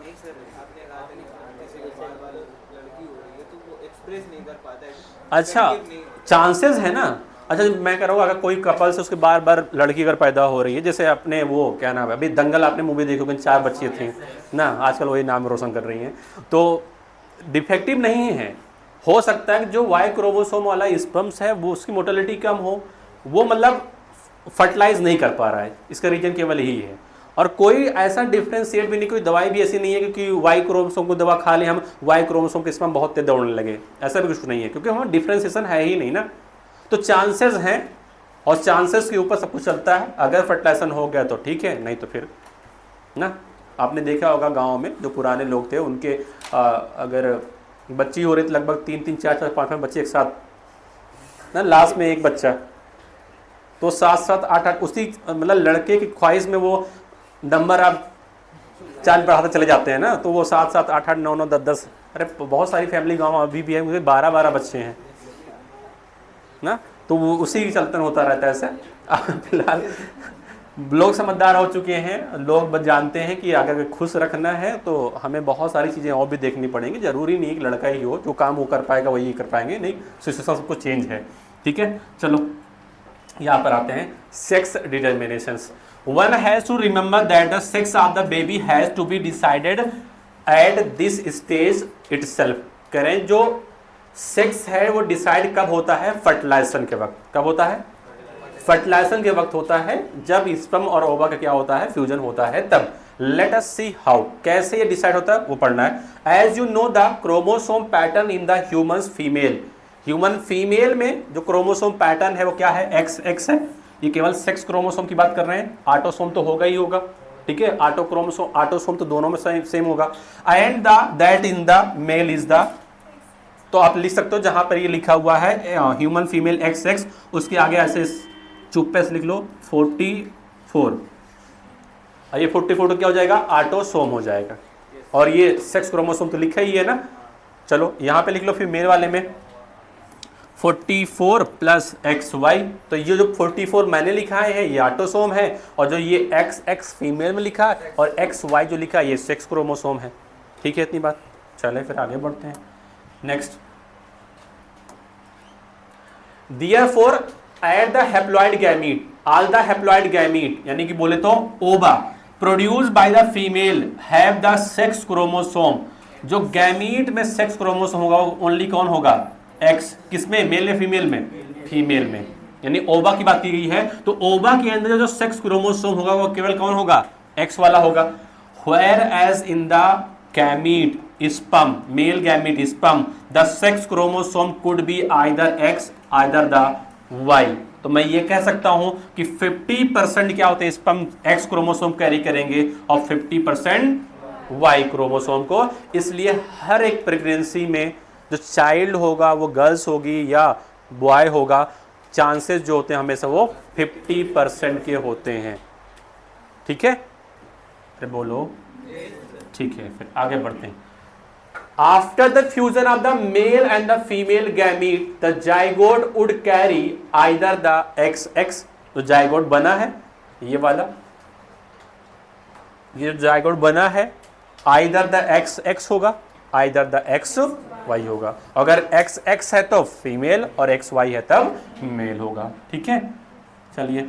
zygote would carry the either the XX or the XY depending on whether the sperm carry the X or the Y fertilize the ova। साफ साफ लिखा हुआ है कि sperm carrying the X or the Y fertilize the ova, क्योंकि आपको पता है ओवा में तो सेक्स क्रोमोसोम क्या होगा, हमेशा X होगा। अब जो स्पर्म है वो क्या कैरी कर रहा है, अगर X कैरी कर रहा है तो क्या बन जाएगा वो फीमेल, और अगर स्पर्म Y कैरी कर रहा है तो क्या बन जाएगा मेल, क्योंकि ओवा में हमेशा क्या होगा X ही होगा। ठीक है, इतना कुछ पढ़ने से अच्छा है मैंने जो ग्राफ बनाया था उससे आप पढ़ लेंगे, आपका काम हो जाने वाला है। Zygote carrying the XX would develop into the female baby and zygote carry the XY would form a male baby. आगे you will learn more about the chromosome pattern in the chapter number 5, जब मैं आपको पढ़ाऊंगा inheritance वाला, तब यानी कि principle of inheritance. ठीक है, तो वहाँ मैं और डिटेल में पढ़ाऊंगा आपको। इतना क्लियर हो गया। अब जाइगोट जो बना है या तो वो XX वाला होगा या तो वो XY। XX है तो वो फीमेल बनेगा, XY होगा तो वो मेल बनेगा। ठीक है, चलिए आगे बढ़ते हैं। That is why scientifically it is correct to say that the sex of the baby is determined by the, साफ देख लो, father and not by the mother। तो कोई अगर सोसाइटी में ऐसा होगा समझा देना चुप्पे से किनारे ले जा करके, भैया डिसाइड तुम करोगे ना कि वो करेंगे। ठीक है, तो decide by father, sex decide by father not by the mother. इसलिए मैंने बोला चुप्पे से ताकि आप समझदार हो, क्योंकि लोग भड़क जाते हैं, मार भी दे सकते हैं ना, इसलिए आराम समझाना है भैया ऐसा होता है, कोई ज़बरदस्ती नहीं है। ठीक है, तो आप डिसाइड कर रहे हो ना कि मदर्स उस बेबी की डिसाइड करती है। ठीक है, ये टॉपिक यहीं पर कंप्लीट होता है। नेक्स्ट टॉपिक के लिए तैयार रहिए। नेक्स्ट टॉपिक जो है आपका वो है pregnancy and the embryonic development, मतलब आगे बढ़ते हैं, नेक्स्ट पे आएंगे। जाइगोट बन चुका है, अब जाइगोट से आगे हम लोग बढ़ते हैं, नेक्स्ट टॉपिक पे आते हैं एम्ब्रियोनिक डेवलपमेंट के दौरान एम्ब्रियोलॉजी। ठीक है, नेक्स्ट टॉपिक हमारा होगा एम्ब्रियोलॉजी। अब पढ़ते हैं। देखो जाइगोट बन चुका है ना, जाइगोट से क्या बनता है एम्ब्रियो, आपको पता है। जाइगोट से क्या बनेगा एम्ब्रियो बनेगा। तो देख सकते हैं आप, ये कुछ मैंने बनाया था, ये जाइगोट, ये आप सीक्वेंस दिखाया गया है, यहाँ पर ये वीक दिखाए गए हैं सारे, ये मंथ नहीं है वीक है ये। तो डेवलपमेंट कुछ ऐसा ही होता है, ऐसा तुम्हारा भी हुआ, ऐसा मेरा भी हुआ है, और दुनिया में जितने भी ह्यूमंस हैं सबका डेवलपमेंट ऐसे ही हुआ है। ठीक है, अगर कोई अलग डेवलप होके आया तो वो अलग प्रजाति का हो सकता है। ठीक है, तो मेरा तो ऐसे ही डेवलपमेंट हुआ है। चलें आगे बढ़ते हैं। नेक्स्ट है माइटोटिक डिवीज़न। माइटोटिक बोले तो mitosis. Start as the zygote moves through the isthmus of the oviduct called the cleavage. सबसे पहले आप भूल चुके होंगे मेरे ख्याल से, फर्टिलाइजेशन कहाँ हुआ था? एम्पुला में अगर फर्टिलाइजेशन होगा तो जाइगोट कहाँ बनेगा? अरे एम्पुला पे ही तो बनेगा। तो क्या जाइगोट बनने के बाद वही रुका रहेगा? नहीं भाई, उसे इम्प्लांटेशन करने के लिए यूट्रस में जाना पड़ेगा। तो अब बताइए, अगर जाइगोट बन चुका है तो जाइगोट जो होता है यहाँ पर, मान लीजिए ये एम्पुला रीजन है, यहाँ पे जाइगोट बना है और ये है यूट्रस। ठीक है, अब जाइगोट क्या करता है, ये धीरे धीरे मूव करता है। जब मूव करेगा तो ये बताओ, ये तो हो गया इनफंडिबुलम, ये हो गया एम्पुला, ये कौन सा है, ये स्टमस है। तो जाइगोट तो जाएगा तो स्टमस से ही ना, और जाने के बाद में फाइनली कहाँ आएगा, ये यूट्रस के अंदर आएगा, आएगा ना। तो जब जाइगोट एम्पुला से इस स्टमक तरफ बढ़ रहा होता है तो जाइगोट के अंदर डिवीजन स्टार्ट हो जाता है, जाइगोट के अंदर डिवीजन स्टार्ट हो जाता है। और आप बताइए जाइगोट कितने सेल का जाइगोट एक सेल का है, जाइगोट सिंगल सेल का। क्रोमोसोम नंबर 2 या डिप्लॉयड होगा ना, तो जैसे ये जाइगोट आगे बढ़ता है इसके अंदर डिवीजन स्टार्ट हो जाता है, और वो जो डिवीजन होता है जाइगोट में वो मियोसिस नहीं बल्कि क्या होगा, माइटोसिस होगा। क्या होगा, तभी तो बनने वाला जो बेबी होगा तभी तो डिप्लॉयड होगा। मियोसिस करा दोगे तो हेप्लॉयड हो जाएगा बेचारा, इसलिए माइटोसिस कराना पड़ेगा ताकि वो ह्यूमन का ही बेबी बने, किसी और का ना बन जाए ना, तो माइटोसिस होगा। अब यहाँ पे बात आती है कि जाइगोट के अंदर होने वाले माइटोसिस डिवीजन को हम माइटोसिस को एक स्पेशल नाम से जानते हैं, उसे कहते हैं क्या है, हम क्लीवेज कहते हैं। क्या कहते हैं उसे, हम क्लीवेज कहते हैं। तो बात आती है माइटोसिस डिवीजन जाइगोट में स्टार्ट हो जाएगा, जब जाइगोट रुका होगा तब, या जब चलने लगेगा तब, जब चलना स्टार्ट कर देगा तब। और ये गुजरेगा कहाँ से, इस्थमस, और इस्थमस से कहाँ आएगा, यूट्रस के अंदर आएगा। ठीक है, और डिवीजन स्टार्ट हो जाएगा। क्या सारे डिवीजन एक साथ हो जाएंगे, नहीं भाई। पहला आपको पता है जब भी माइटोसिस होता है तो एक सेल से दो सेल, 2 से 4, 4 से 8, 8 से 16, कंडीशन चेंज होगी, नाम क्या होंगे, चेंज होते रहेंगे, जगह भी क्या होती रहेगी, चेंज होती रहेगी। इतना क्लियर हो गया। तो पहले आप अंडरलाइन करो यहाँ पर क्लीवेज, क्लीवेज।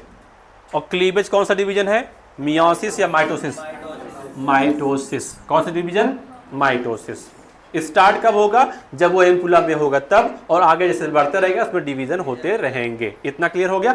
आगे लिखा हुआ है टूवर्ड्स द यूट्रस, फिगर है 3.11 and form the 2, 4, 8, 16 daughter cells called the blastomere. यहाँ पे गौर समझो, ये था जाइगोट, इसके पास एक सेल थी, अब ये चलना स्टार्ट हुआ, इसके अंदर डिवीजन स्टार्ट हो गया। क्या स्टार्ट हो गया, डिवीजन इसके अंदर स्टार्ट हो गया। जब डिवीजन हुआ तो पहले एक सेल था, अब कितना सेल बन गया, ये 2 सेल का बन गया। ठीक है, फिर और आगे बढ़ाइए थोड़ा सा, अब इसमें फिर से डिवीजन हुआ, कौन सा, माइटोसिस। 2 सेल में हुआ तो कितने बन गए, 4 बन गए। और आगे बढ़ाइए,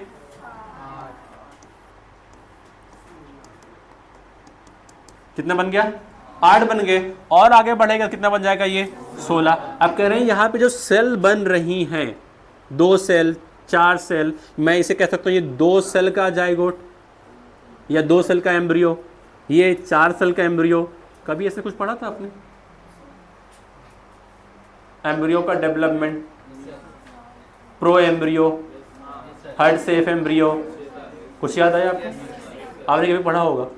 हाँ, अब यहाँ पे जोड़ते हैं, 1 सेल का जाइगोट, 2 सेल का एम्ब्रियो, 4 सेल का एम्ब्रियो, और ये 8 सेल, आगे 16 सेल, और डिवीजन होगा, 32 बनेगा, और डिवीजन होगा, तभी इतना सेल हमारे पास आया है। पहले इतना ही था, तुम्हारे पास भी मेरे पास भी इतना ही था, देने वाले ने बराबर दिया था, वो तो डिवीजन करके चले जा रहे हैं ना।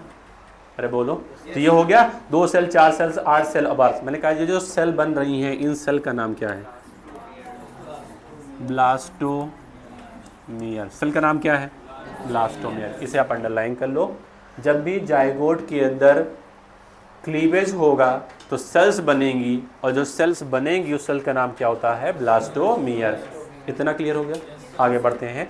The embryo with the 8 to the 16, मैंने कहा था ना, 2 सेल का एम्ब्रियो, 4 सेल का एम्ब्रियो, 8 सेल का एम्ब्रियो, 16 सेल का एम्ब्रियो। कह रहे 8 से लेकर के 16 सेल का जो एम्ब्रियो होता है, या मैं ऐसे बोल दूं 8 से 16 ब्लास्टोमियर वाला जो एम्ब्रियो होता है उसे कहता है, मैं कहूँ मारूला। क्या कहता हूं मैं, मारूला।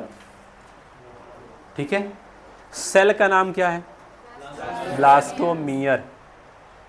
उस सेल से बनने वाले एम्ब्रियो का नाम मारूला। अगर उसमें सेल का नंबर कितना है, ब्लास्टोमियर का नंबर कितना है, 8 से 16 है, तब तो ये अंडरलाइन करो 8 से 16। और ये नंबर याद रखना, आपको नेक्स्ट चैप्टर में भी याद आएगा, ये 8 से 16। ठीक है, 8 से 16 ब्लास्टोमियर वाला जो एम्ब्रियो होता है उसे मैं कहता क्या हूँ, मारूला।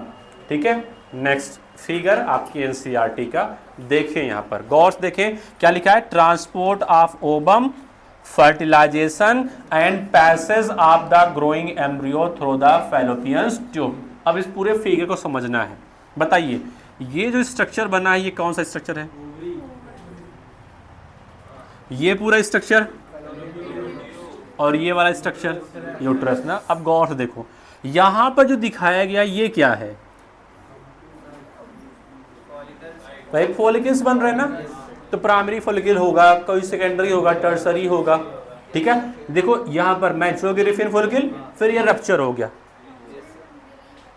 ना, अरे बोलो, रिलीज हुआ सेकेंडरी ओसाइट, देखो ये लिखा सेकेंडरी ओसाइट, इसका नंबर ए लिखा है, ये बनाया गया है सेकेंडरी ओसाइट, जिसके पास क्या है बहुत सारी सेल्स हैं। अब क्या हो रहा है देखो बी वाला, अभी देखो कौन सा, ये जगह कौन सी है, ये है आपके पास फिम्बरी, ये कौन सी जगह है, ये इनफंडिबुलम, अरे बोलो, ये आगे बढ़ रहा है, आगे बढ़ रहा है, ये कौन सा रीजन होगा, एम्पुला, देखो हो क्या रहा है बी वाला, यहाँ पे देखो ये पूरा सेकेंडरी ओसाइट है, ये स्पर्म आ रहा है, कोई एक ही स्पर्म इंटर कर चुका है, क्या हो चुका है बोलो, फर्टिलाइजेशन हो गया, यहीं पर तो क्या बनेगा, जायगोट बनेगा, और जब जायगोट बनेगा तो यहीं पर रुकेगा नहीं, बल्कि फिर ये आगे बढ़ेगा, जब आगे बढ़ेगा तो क्या स्टार्ट हो जाएगा, माइटोसिस स्टार्ट होगा, जिसे मैं कहता क्या हूँ, क्लीवेज, ठीक है। और जब क्लीवेज होगा क्या होगा, हाँ अरे वो दिखा दिया गया ऐसे, ये थोड़ा डिस्टेंस है, ओवरी से रिप्चर हुई दिखा दिया ताकि आपको समझ में आ जाए हाँ वहीं जा रहा है ना, कितना डिस्टेंस है, बहुत पास में ही है, बहुत दूर होगा तभी कैच नहीं कर पाएगा फिम्बरी ना, तो बात पास ही में होता है, कोई दिक्कत नहीं है उसमें। यहाँ पे ध्यान दो, ये हो गया, ये जायगोट बन गया, आगे यहाँ पे जायगोट बनेगा, अरे बोलो बनेगा नहीं बनेगा, बनेगा ना, बनने के बाद में डिवीजन होगा, कौन सा डिवीजन, माइटोसिस होगा, 1 सेल से, 2 सेल से, 4 से, 8 से, 16 से, आगे देखा जाएगा, ये 2 सेल, ये 4 सेल, ये 8 सेल्स और ये 16। अब देखो मैं मैच कराओ, ये सी वाला ये है डी वाला और ये है ई वाला, क्या लिखा है बोलो, नंबर गिन लो ना, 1 2 3 4 5 6 7 8 से 16 स्टेज होती है ब्लास्टोमियर, किसे कहता हूँ मैं, क्या मारुला कहता हूँ। देखो मारुला कहाँ पहुँचा है, देखो ई कहाँ पर है, ये है,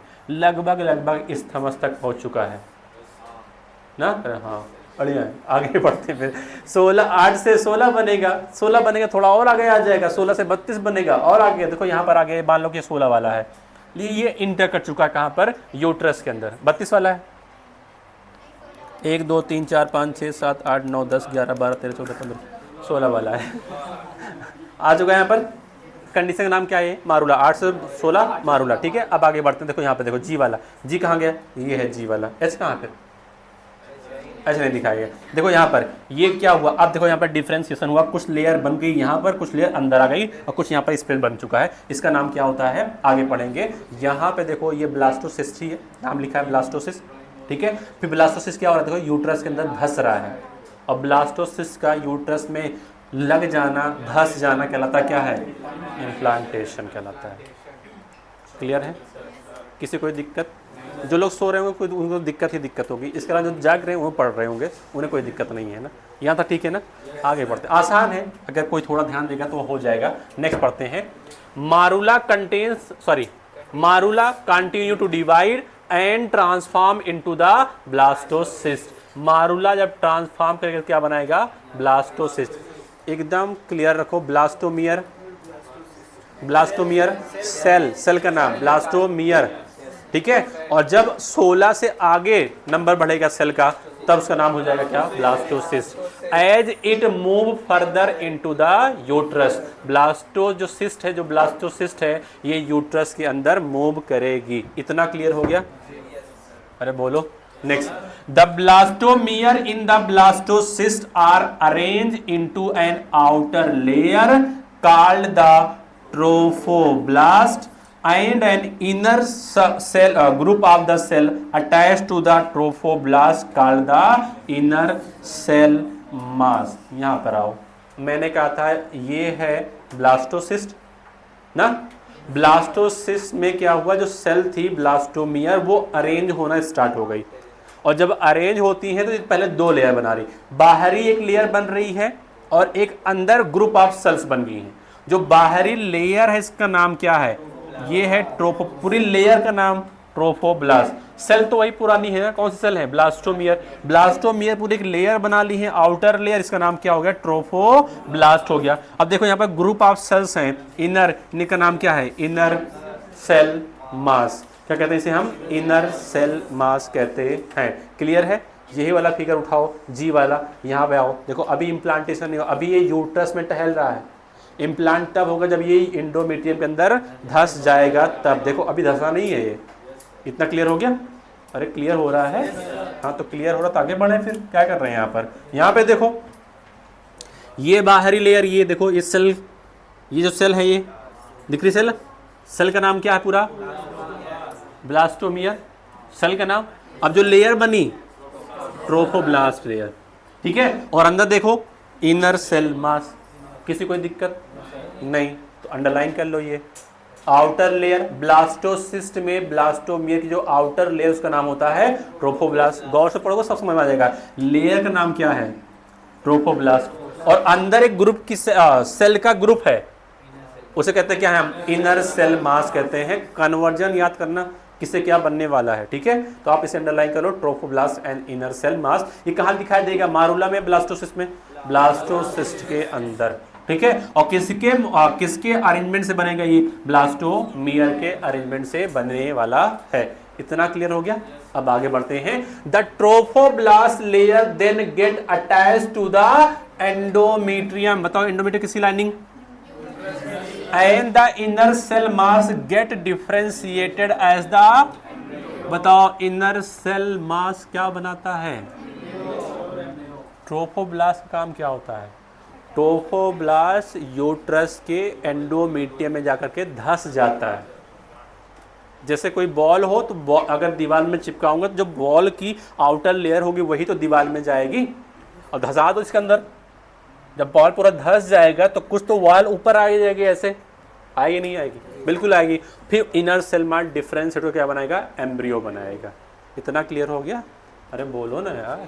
तो ट्रोफोब्लास्ट किससे अटैच होता है? एंडोमेट्रियम से अटैच होता है। और इनर सेल मास क्या बनाता है? एम्ब्रियो बनाता है। After attachment the uterine cells divide rapidly and cover the blastocyst. वैसे मान लीजिए जैसे मैं कहता हूं कि मान लीजिए कोई कीचड़ है, मिट्टी है, और उसमें आप कोई भारी सामान से मान लो कोई ईंट आप डाल देते हो, तो कीचड़ में अगर आप ईंटा डालोगे तुरंत ऐसा नहीं कि वो तुरंत चला जाएगा, ठीक है। अगर मान लो पानी है तो पानी ईंटा डालोगे तुरंत आ जाता है ना।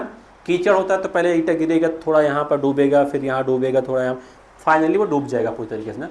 अब मान लो जो कीचड़ है वो क्या है? एंडोमेट्रियम की लाइनिंग है। और जब आप ईंट डाल रहे हो क्या है आपके पास? वो पूरा ब्लास्टोसिस्ट है, ठीक है। तो ब्लास्टोसिस्ट में आउटर लेयर का नाम ट्रोफोब्लास्ट। तो सबसे पहले कीचड़ के कांटेक्ट में आउटर लेयर ही तो आएगी ना, और आउटर लेयर ट्रोफोब्लास्ट जैसे कांटेक्ट में आएगी। अब ये क्या होगा? देखो जब ये ईंट डूबेगा तो कीचड़ भी ऊपर की तरफ आता है ना। तो कह रहे हैं कि जैसे ही ये एंडोमेट्रियम में ब्लास्टोसिस्ट आकर अटैच होता है, एक तो ट्रोफोब्लास्ट अंदर तरफ धस रहा होता है, साइड का यूट्राइन जो सेल्स होती हैं, जो यूट्रस की जो सेल होती है यानी एंडोमेट्रियम जो सेल्स होती हैं वो डिवाइड करती हैं, और डिवाइड करने के बाद में फाइनली वो ऊपर से ऐसे कवर कर लेते हैं। और जब पूरा कवर कर लेंगे तो अब फाइनली ये हो गया, इसके अंदर पहुंच चुका है ब्लास्टोसिस्ट, और ये पूरा हो गया यूट्रस की लेयर एंडोमेट्रियम।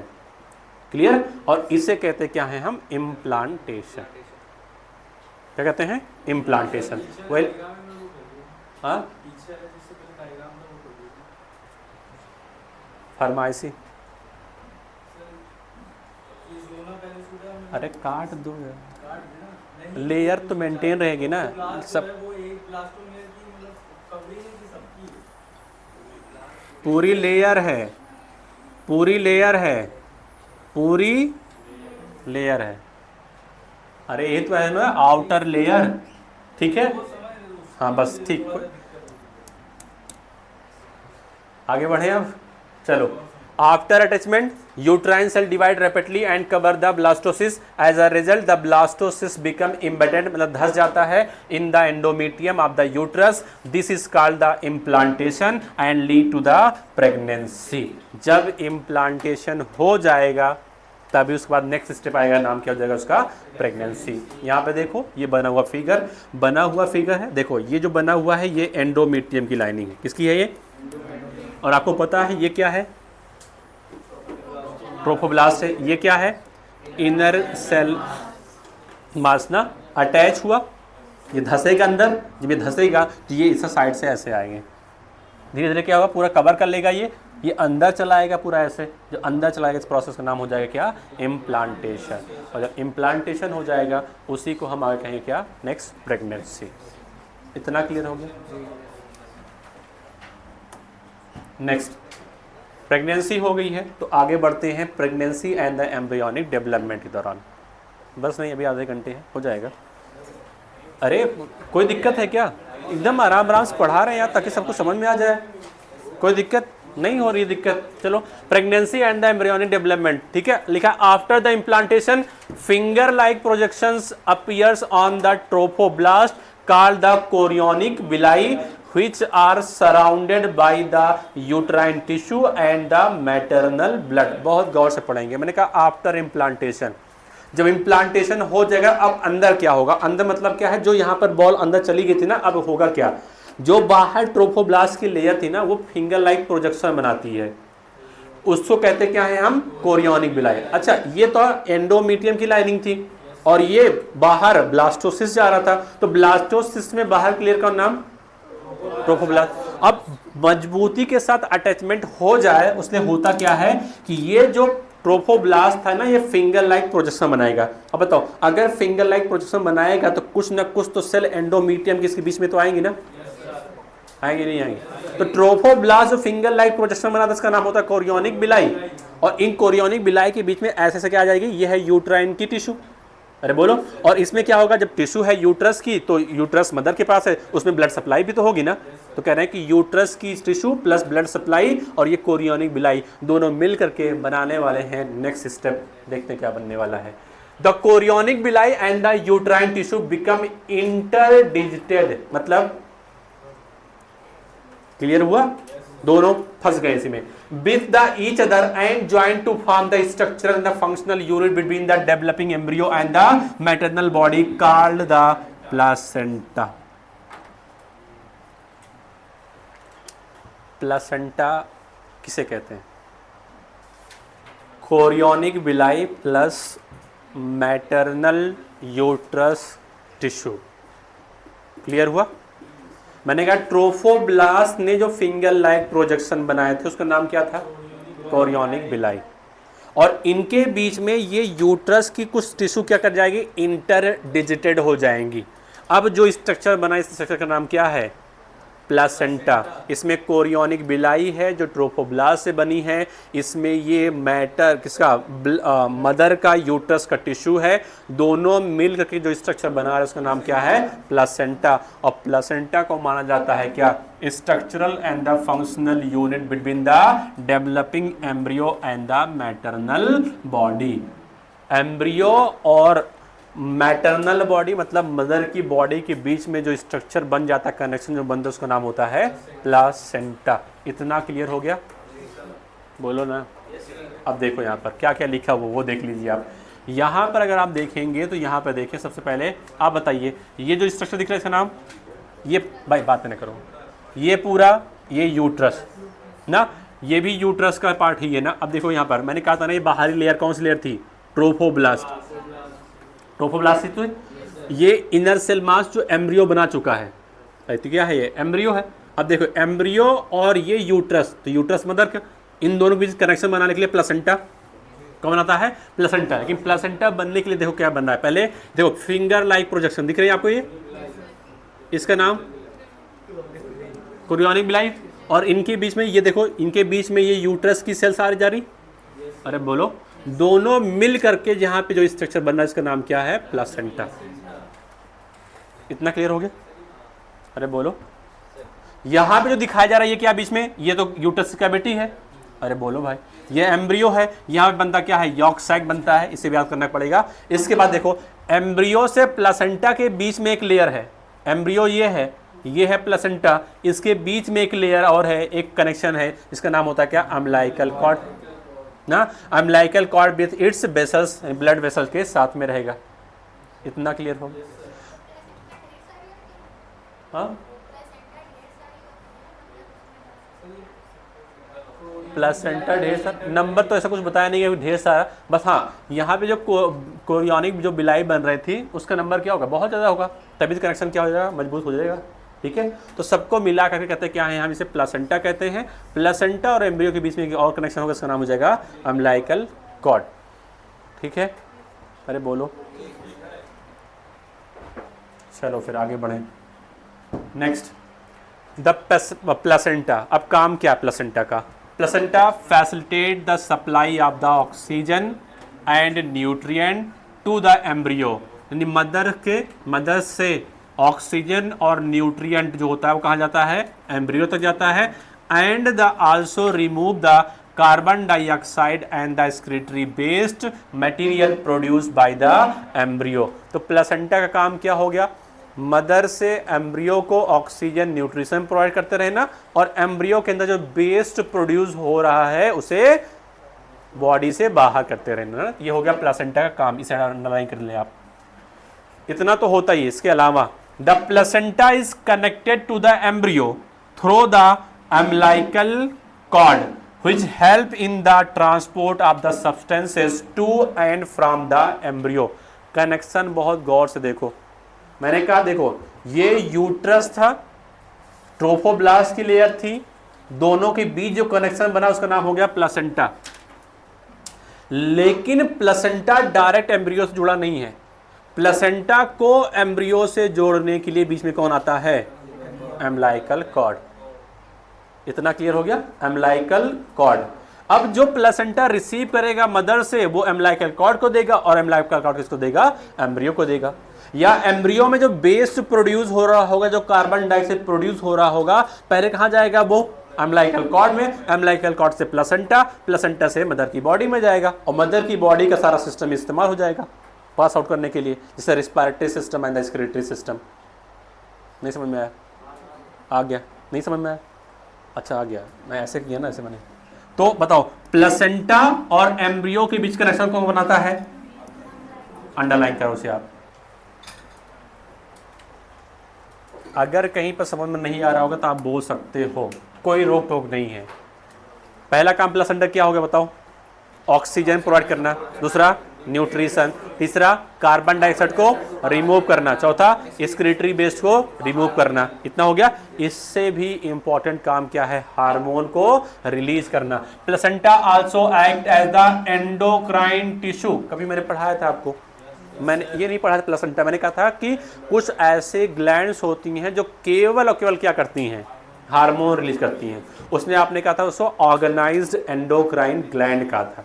फिर मैंने कहा था कुछ ऐसे सेल्स होती हैं, कुछ ऐसे टिश्यू होते हैं जिसका काम कुछ और है, लेकिन हार्मोन वो भी सिक्रीट करती हैं, उन्हें हम कहते हैं अनऑर्गेनाइज्ड एंडोक्राइन टिश्यू या सेल, आपने नाम दिया था ना। उसी में क्या आता है, प्लासेंटा। साफ साफ लिखा हुआ है, placenta act as the endocrine tissue that produce the several hormone. कौन कौन सा हार्मोन, और मैं क्या कहूँ, बहुत ही इंपॉर्टेंट है कि प्लासेंटा से कौन कौन सा हार्मोन, मतलब बहुत, मतलब जितना अच्छा मैं बोल लूँ बहुत ज़्यादा इंपॉर्टेंट है। पहला HCG, दूसरा HPL, तीसरा ईस्ट्रोजन एंड प्रोजेस्टेरॉन। ये तो नाम का ये तो अपने कॉमन है ना, सुना होगा कभी कभी। तो प्लासेंटा से कौन कौन से हार्मोन रिलीज होते हैं, human chorionic gonadotropin hormone, human placental lactogen, अगला ईस्ट्रोजन एंड प्रोजेस्टेरॉन। अरे वो इसी का पार्ट होता है, हाँ वही होता है, प्रोजेस्टेरोन, प्रोजेस्टोजन, ठीक है, वही है, वो कॉम्बिनेशन अलग, वही सब सेम है, कोई दिक्कत नहीं इसमें। कितने हार्मोन हो गए बताओ प्लासेंटा से, अरे बोलो आप, आपको याद हो जाएगा। इस यहाँ से क्वेश्चंस आते हैं, कौन कौन सा, HCG, HPL, oestrogen and the progesterone. इतना क्लियर हो गया, या प्रोजेस्टोजन जो भी आप पढ़ लीजिए, ठीक है। आगे पढ़ते हैं। In the later phase of the pregnancy a hormone called the relaxin is also secreted by the, यहाँ बहुत ज़्यादा आप लोग भूल जाते हो, relaxin is release from the, अब याद करो, ओवरी से कौन कौन से हार्मोन रिलीज होते हैं, एस्ट्रोजन, प्रोजेस्टेरॉन और रिलैक्सिन। लेकिन रिलैक्सिन तब रिलीज होगा जब प्रेगनेंसी होगी। अगर क्वेश्चन ऐसा पूछा जाए कि बताओ भाई ओवरी से कौन कौन से हार्मोन्स रिलीज होते हैं, लेकिन कब, जब प्रेगनेंसी होगी तब। तो प्रेगनेंसी के वक्त केवल एक ही हार्मोन रिलीज हो रहा है, रिलैक्सिन। जो एस्ट्रोजन प्रोजेस्टेरॉन रिलीज हुआ था वो प्रेगनेंसी के वक्त रिलीज नहीं होता, वो तो मेंस्ट्रुअल साइकिल के वक्त रिलीज हुआ था। अरे बोलो, समझ में आई बात? अगर मैं ऐसे पूछूं आपसे ओवरी से कौन कौन से हार्मोन रिलीज होते हैं, सारे नाम बता दो आप। Oestrogen, progesterone, relaxin. लेकिन रिलैक्सिन के लिए कंडीशन है late phase of the pregnancy. हाँ, रिलैक्सिन नाम ही है, रिलैक्सेशन करवाना। ठीक है, चलो अंडरलाइन कर लो इसे, हो गया। अब अगला क्वेश्चन बताओ, during the pregnancy how many hormones are released. नहीं भाई, केवल मैंने ओवरी नहीं पूछा है, मैंने प्रेगनेंसी के वक्त कितने हार्मोन एडिशनल रिलीज हो रहे हैं। ये सारे प्रेगनेंसी के वक्त ही तो रिलीज हो रहे हैं, प्रेगनेंसी ना होती तो ये भी ना आता कोई। अरे बोलो, ठीक है। तो ये अगर आपसे पूछा अभी तक जो पूछा गया तो वही पूछा गया है, प्लेसेंटा से कौन कौन से hormone, HCG, HPL, oestrogen and progestogen. इतना क्लियर हो गया। ओवरी से लेट प्रेगनेंसी के वक्त रिलैक्सिन भी रिलीज होता है। नेक्स्ट आगे पढ़ते हैं। Let us remember that HCG, HPL and the relaxin are produced in ovum only during। अब क्वेश्चन बताओ, ओनली ड्यूरिंग प्रेगनेंसी, प्रेगनेंसी के दौरान ये तीन हार्मोन और बढ़ गए। एस्ट्रोजन, प्रोजेस्टेरॉन तो पहले से रिलीज हो रहा था ना, ये और बढ़ गए, HCG, HPL and the relaxin. इसके आगे बढ़े। इसके अलावा कह रहे हैं, देखो यहाँ पर, इन एडिशन, इसके अलावा during the pregnancy the level of the other hormones like the estrogen, progestrogen, cortisol, नाम सुना होगा आपने, नाम सुना है, prolactin, thyroxins are increase several fold in the maternal blood. तो प्रेगनेंसी के वक्त बहुत सारे हार्मोन का लेवल बढ़ जाता है। कौन कौन सा hormone, estrogen, progesterone, cortisol, prolactin, thyroxine, इन सब का लेवल क्या जाता है, बढ़ जाता है। भाई थायरॉक्सिन आएगा तभी तो जो डेवलपिंग बेबी होगा उसके अंदर सही से डेवलपमेंट होगा, उसका मेंटल डेवलपमेंट सही से होगा। अरे बताओ, नहीं तो अगर थायरॉक्सिन की कमी, हमने पढ़ा था ड्यूरिंग द प्रेगनेंसी का थायरॉक्सिन कमी हो जाएगी तब कौन सी बीमारी, कौन सी बीमारी, हाँ क्रिटिज्म। अरे बोलो, मेंटल डेवलपमेंट भी सही से नहीं होगा, डीप एंड म्यूटिज्म भी हो जाएगा। अरे कुछ याद भी आया? तो वही बात है कि जब प्रेगनेंसी होती है तो बहुत सारे हार्मोन का लेवल बढ़ जाता है। इसलिए अगर कोई लेडी जो प्रेग्नेंट है तो जो डॉक्टर्स होते हैं ना, हर हार्मोन्स का लेवल वो चेक कराते हैं कि कौन सा हार्मोन्स सही से डेवलप मतलब रिलीज हो रहा है, कौन सा हार्मोन सही से रिलीज नहीं हो रहा है। अगर कोई हार्मोन है जो सही से रिलीज नहीं हो रहा है, उसका वो कुछ क्या देंगे, एक्स्ट्रा डोज देंगे, वो चाहे वो टैबलेट के फॉर्म में होगा या किसी डाइट के फॉर्म में होगा, उसे बैलेंस करने के लिए, ताकि जो बेबी डेवलप हो रहा है वो सही से डेवलप हो। ठीक है, उसके अंदर कोई भी डिफेक्टिव चीज़ ना बने। आगे बढ़ते हैं। Next, increased production of these hormone is essential for the supporting the fetal growth, metabolic changes in the mother and maintenance of the pregnancy. Next, immediately after the implantation the inner cell mass, बोले तो embryo differentiate into the outer layer called the ectoderm and the inner layer called the endoderm। कह रहे हैं जो inner cell mass से embryo बना था ना, अरे बोलो, आपने कहा था एम्ब्रियो किससे बनता है, इनर सेल मास से बनता है। और जैसे इम्प्लांटेशन कंप्लीट होता है अब एम्ब्रियो डिफरेंशिएट करना स्टार्ट करता है, और सबसे पहले जब एम्ब्रियो डिफरेंशिएट करता है तो बनाता है आउटर लेयर जिसका नाम होता है एक्टोडर्म, और बनाता है इनर लेयर जिसका नाम होता है एंडोडर्म। पहले क्या बना, एक्टोडर्म आउटर लेयर, फिर क्या बना, एंडोडर्म इनर लेयर बना। अभी एक डर्म छूट गया, कौन सा, मीजोडर्म। इन दोनों के बीच बनेगा, यानी इन दोनों के बाद बनेगा। Mesoderm zones appear between the ectoderm and the mesoderm. इन दोनों के बीच में क्या आ जाएगा, मीजोडर्म। अब अगर बात करते हैं कितनी लेयर, एक्टोडर्म, मीजोडर्म और एंडोडर्म, और यही तीन लेयर हैं जिससे पूरी की पूरी हमारी बॉडी बनी हुई है। हर एक ऑर्गन इन्हीं से क्या हुआ है, डिफरेंशिएट हुआ है। क्लियर है? इसलिए आपने कभी पढ़ा होगा कि मसल्स की ओरिजिन क्या होती है, मेसोडर्मल, पढ़ा था ना आपने कभी। ठीक है। तो आप समझ सकते हो कि जो आपने कहा कि इसकी ओरिजिन वहां से हुई है, मतलब जब लाइफ बन ही रही थी, जब हम लोग बन रहे थे तो पहले 3 ही लेयर आई थी, पहले एक्टोडर्म फिर एंडोडर्म, इन दोनों के बीच में क्या आ गई, मेसोडर्म, और यहीं से डिफरेंशिएशन हुआ और अलग अलग सेल बनी, अलग सेल से टिश्यू बना, टिश्यू से ऑर्गन बना, ऑर्गन से ऑर्गन सिस्टम बना। क्लियर है। These 3 layers give rise to the all tissue in the adult. आज हमारे पास जो भी टिश्यू कहाँ से ओरिजिनेट हुए हैं, इन्हीं 3 लेयर से, इन्हें जर्मिनल लेयर भी कहते हैं, इन्हीं 3 जर्मिनल लेयर से डिराइव हुआ है। It need to be mention here that the inner cell mass contain the certain cells called the stem cell. Inner cell mass में क्या होती है, कुछ सेल होती है जिसका नाम क्या होता है, stem cells, which have the potency to give rise to the all tissue and the organ। कह रहे हैं जो इस स्टेम सेल्स होती है इसके पास इतनी कैपेसिटी है कि हमारी बॉडी की हर एक टिश्यू और ऑर्गन को बना सकती है। What are the major feature of the embryonic development at the various month of the pregnancy? वो आगे प्रेगनेंसी जैसे आगे बढ़ती रहती है, अलग अलग पार्ट्स बनते रहते हैं। The human pregnancy last the 9 month gestation period. कभी आपने ये वर्ड यूज किया होगा गेस्टेशन ना, एम्ब्रियोनिक डेवलपमेंट के बाद, ठीक है। तो कह रहे हैं कि ह्यूमन प्रेगनेंसी कितने मंथ की होती है, 9 मंथ की। कितना टाइम है बोलो, चैप्टर एंड कर दें आराम आराम से, कोई भाग तो नहीं जा रहे ना, ठीक है। थोड़ा टाइम लगेगा कोई बात नहीं, लेकिन हाँ समझ में पूरा आ जाएगा आपको। टाइम अभी है, मैं आज नहीं पूछूंगा, ये खत्म कर देते हैं। Do you know how many month, ये आपकी जिम्मेदारी है, आप ढूंढेंगे। How do you know how many month pregnancy last in the dog, ये आप ढूंढ लेना। एलिफेंट एंड द कैट, ये आपकी जिम्मेदारी है, लिख लोगे अच्छी बात है, नहीं कोई दिक्कत नहीं है। फाइंड आउट, ये आपकी जिम्मेदारी है, ठीक है। चलिए नेक्स्ट पढ़ते हैं, लिखो। In human being after, sorry अब देखो, अब जो मैं टॉपिक आपको पढ़ाने जा रहा हूं, कुछ क्या इसमें वो हेडिंग है क्या, नहीं। अब जो मैं पढ़ाने जा रहा हूं यहां से questions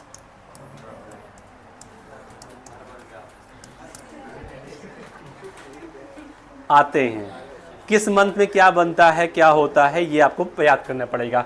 in human beings after 1 month of the pregnancy, pregnancy के 1 मंथ बाद सबसे पहले जो ऑर्गन बनता है उसका नाम होता है दिल, हार्ट।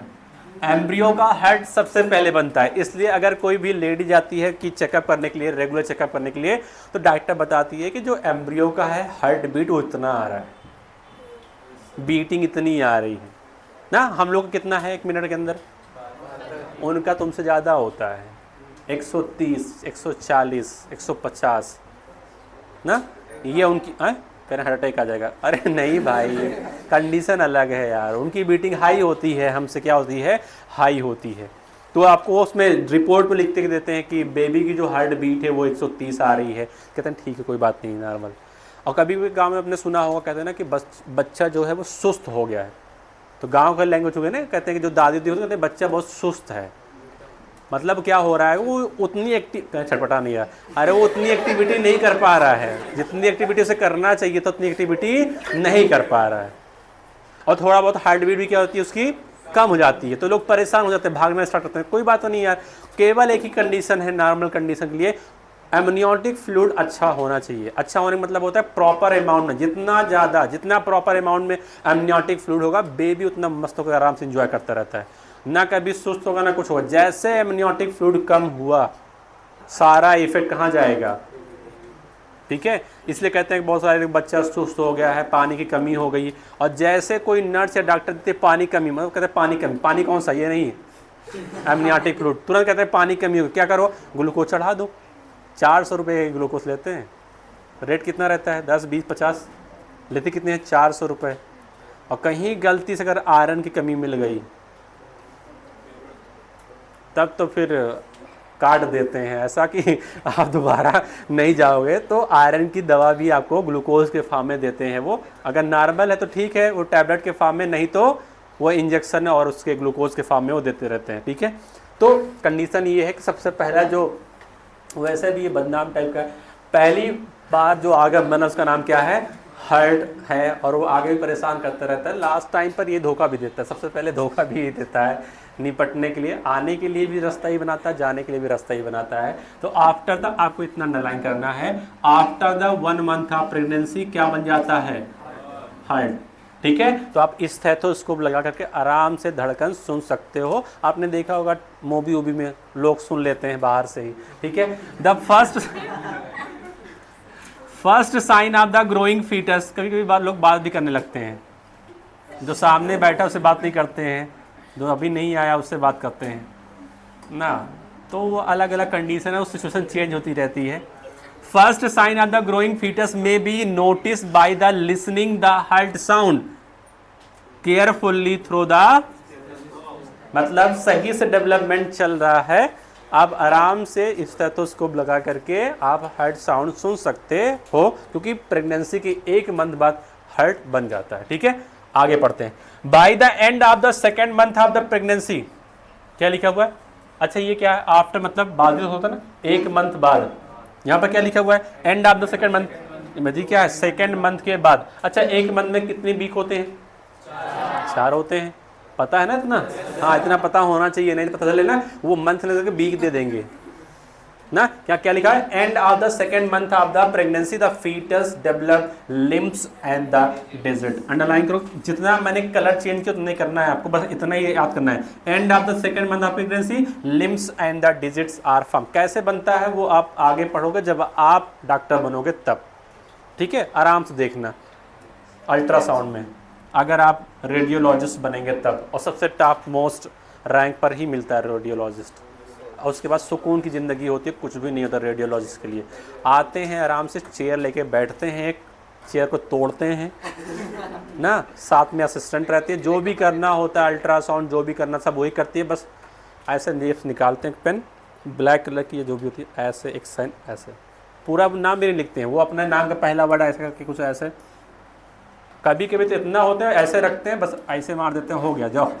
तो ये होता है रेडियोलॉजिस्ट का काम ना, लेकिन उनकी साइन के बगैर आगे काम नहीं होता है। सुकून की ज़िंदगी है, लेकिन वहाँ तक पहुँचने के लिए थोड़ा सा आपको, थोड़ा नहीं बहुत जगना पड़ेगा ना रेडियोलॉजिस्ट बनने के लिए। सुकून है ना, कोई चील ना पो, आराम से जाओ, सुकून से केबिन होती है, यहाँ तक कि जो पेशेंट होता है उसे भी हम अलग केबिन में लिटा देते हैं, तुम वहाँ लेटे रहो, हम अलग केबिन से तुम्हें शीशे से देखते रहेंगे, मशीन यहाँ पर है, तुम अलग लेटे रहो, आराम से जाएंगे, एसी में पड़े रहेंगे, साइन करेंगे।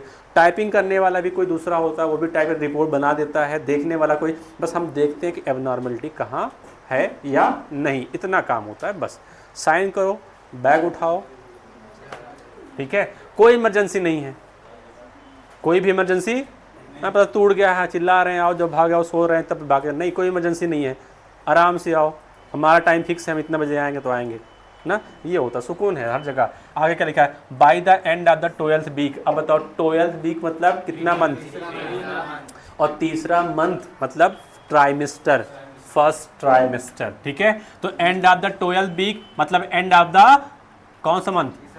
3rd मंथ, तीसरा महीना, हाँ 3rd मंथ। कह रहे हैं first trimester most of the major organ systems are formed.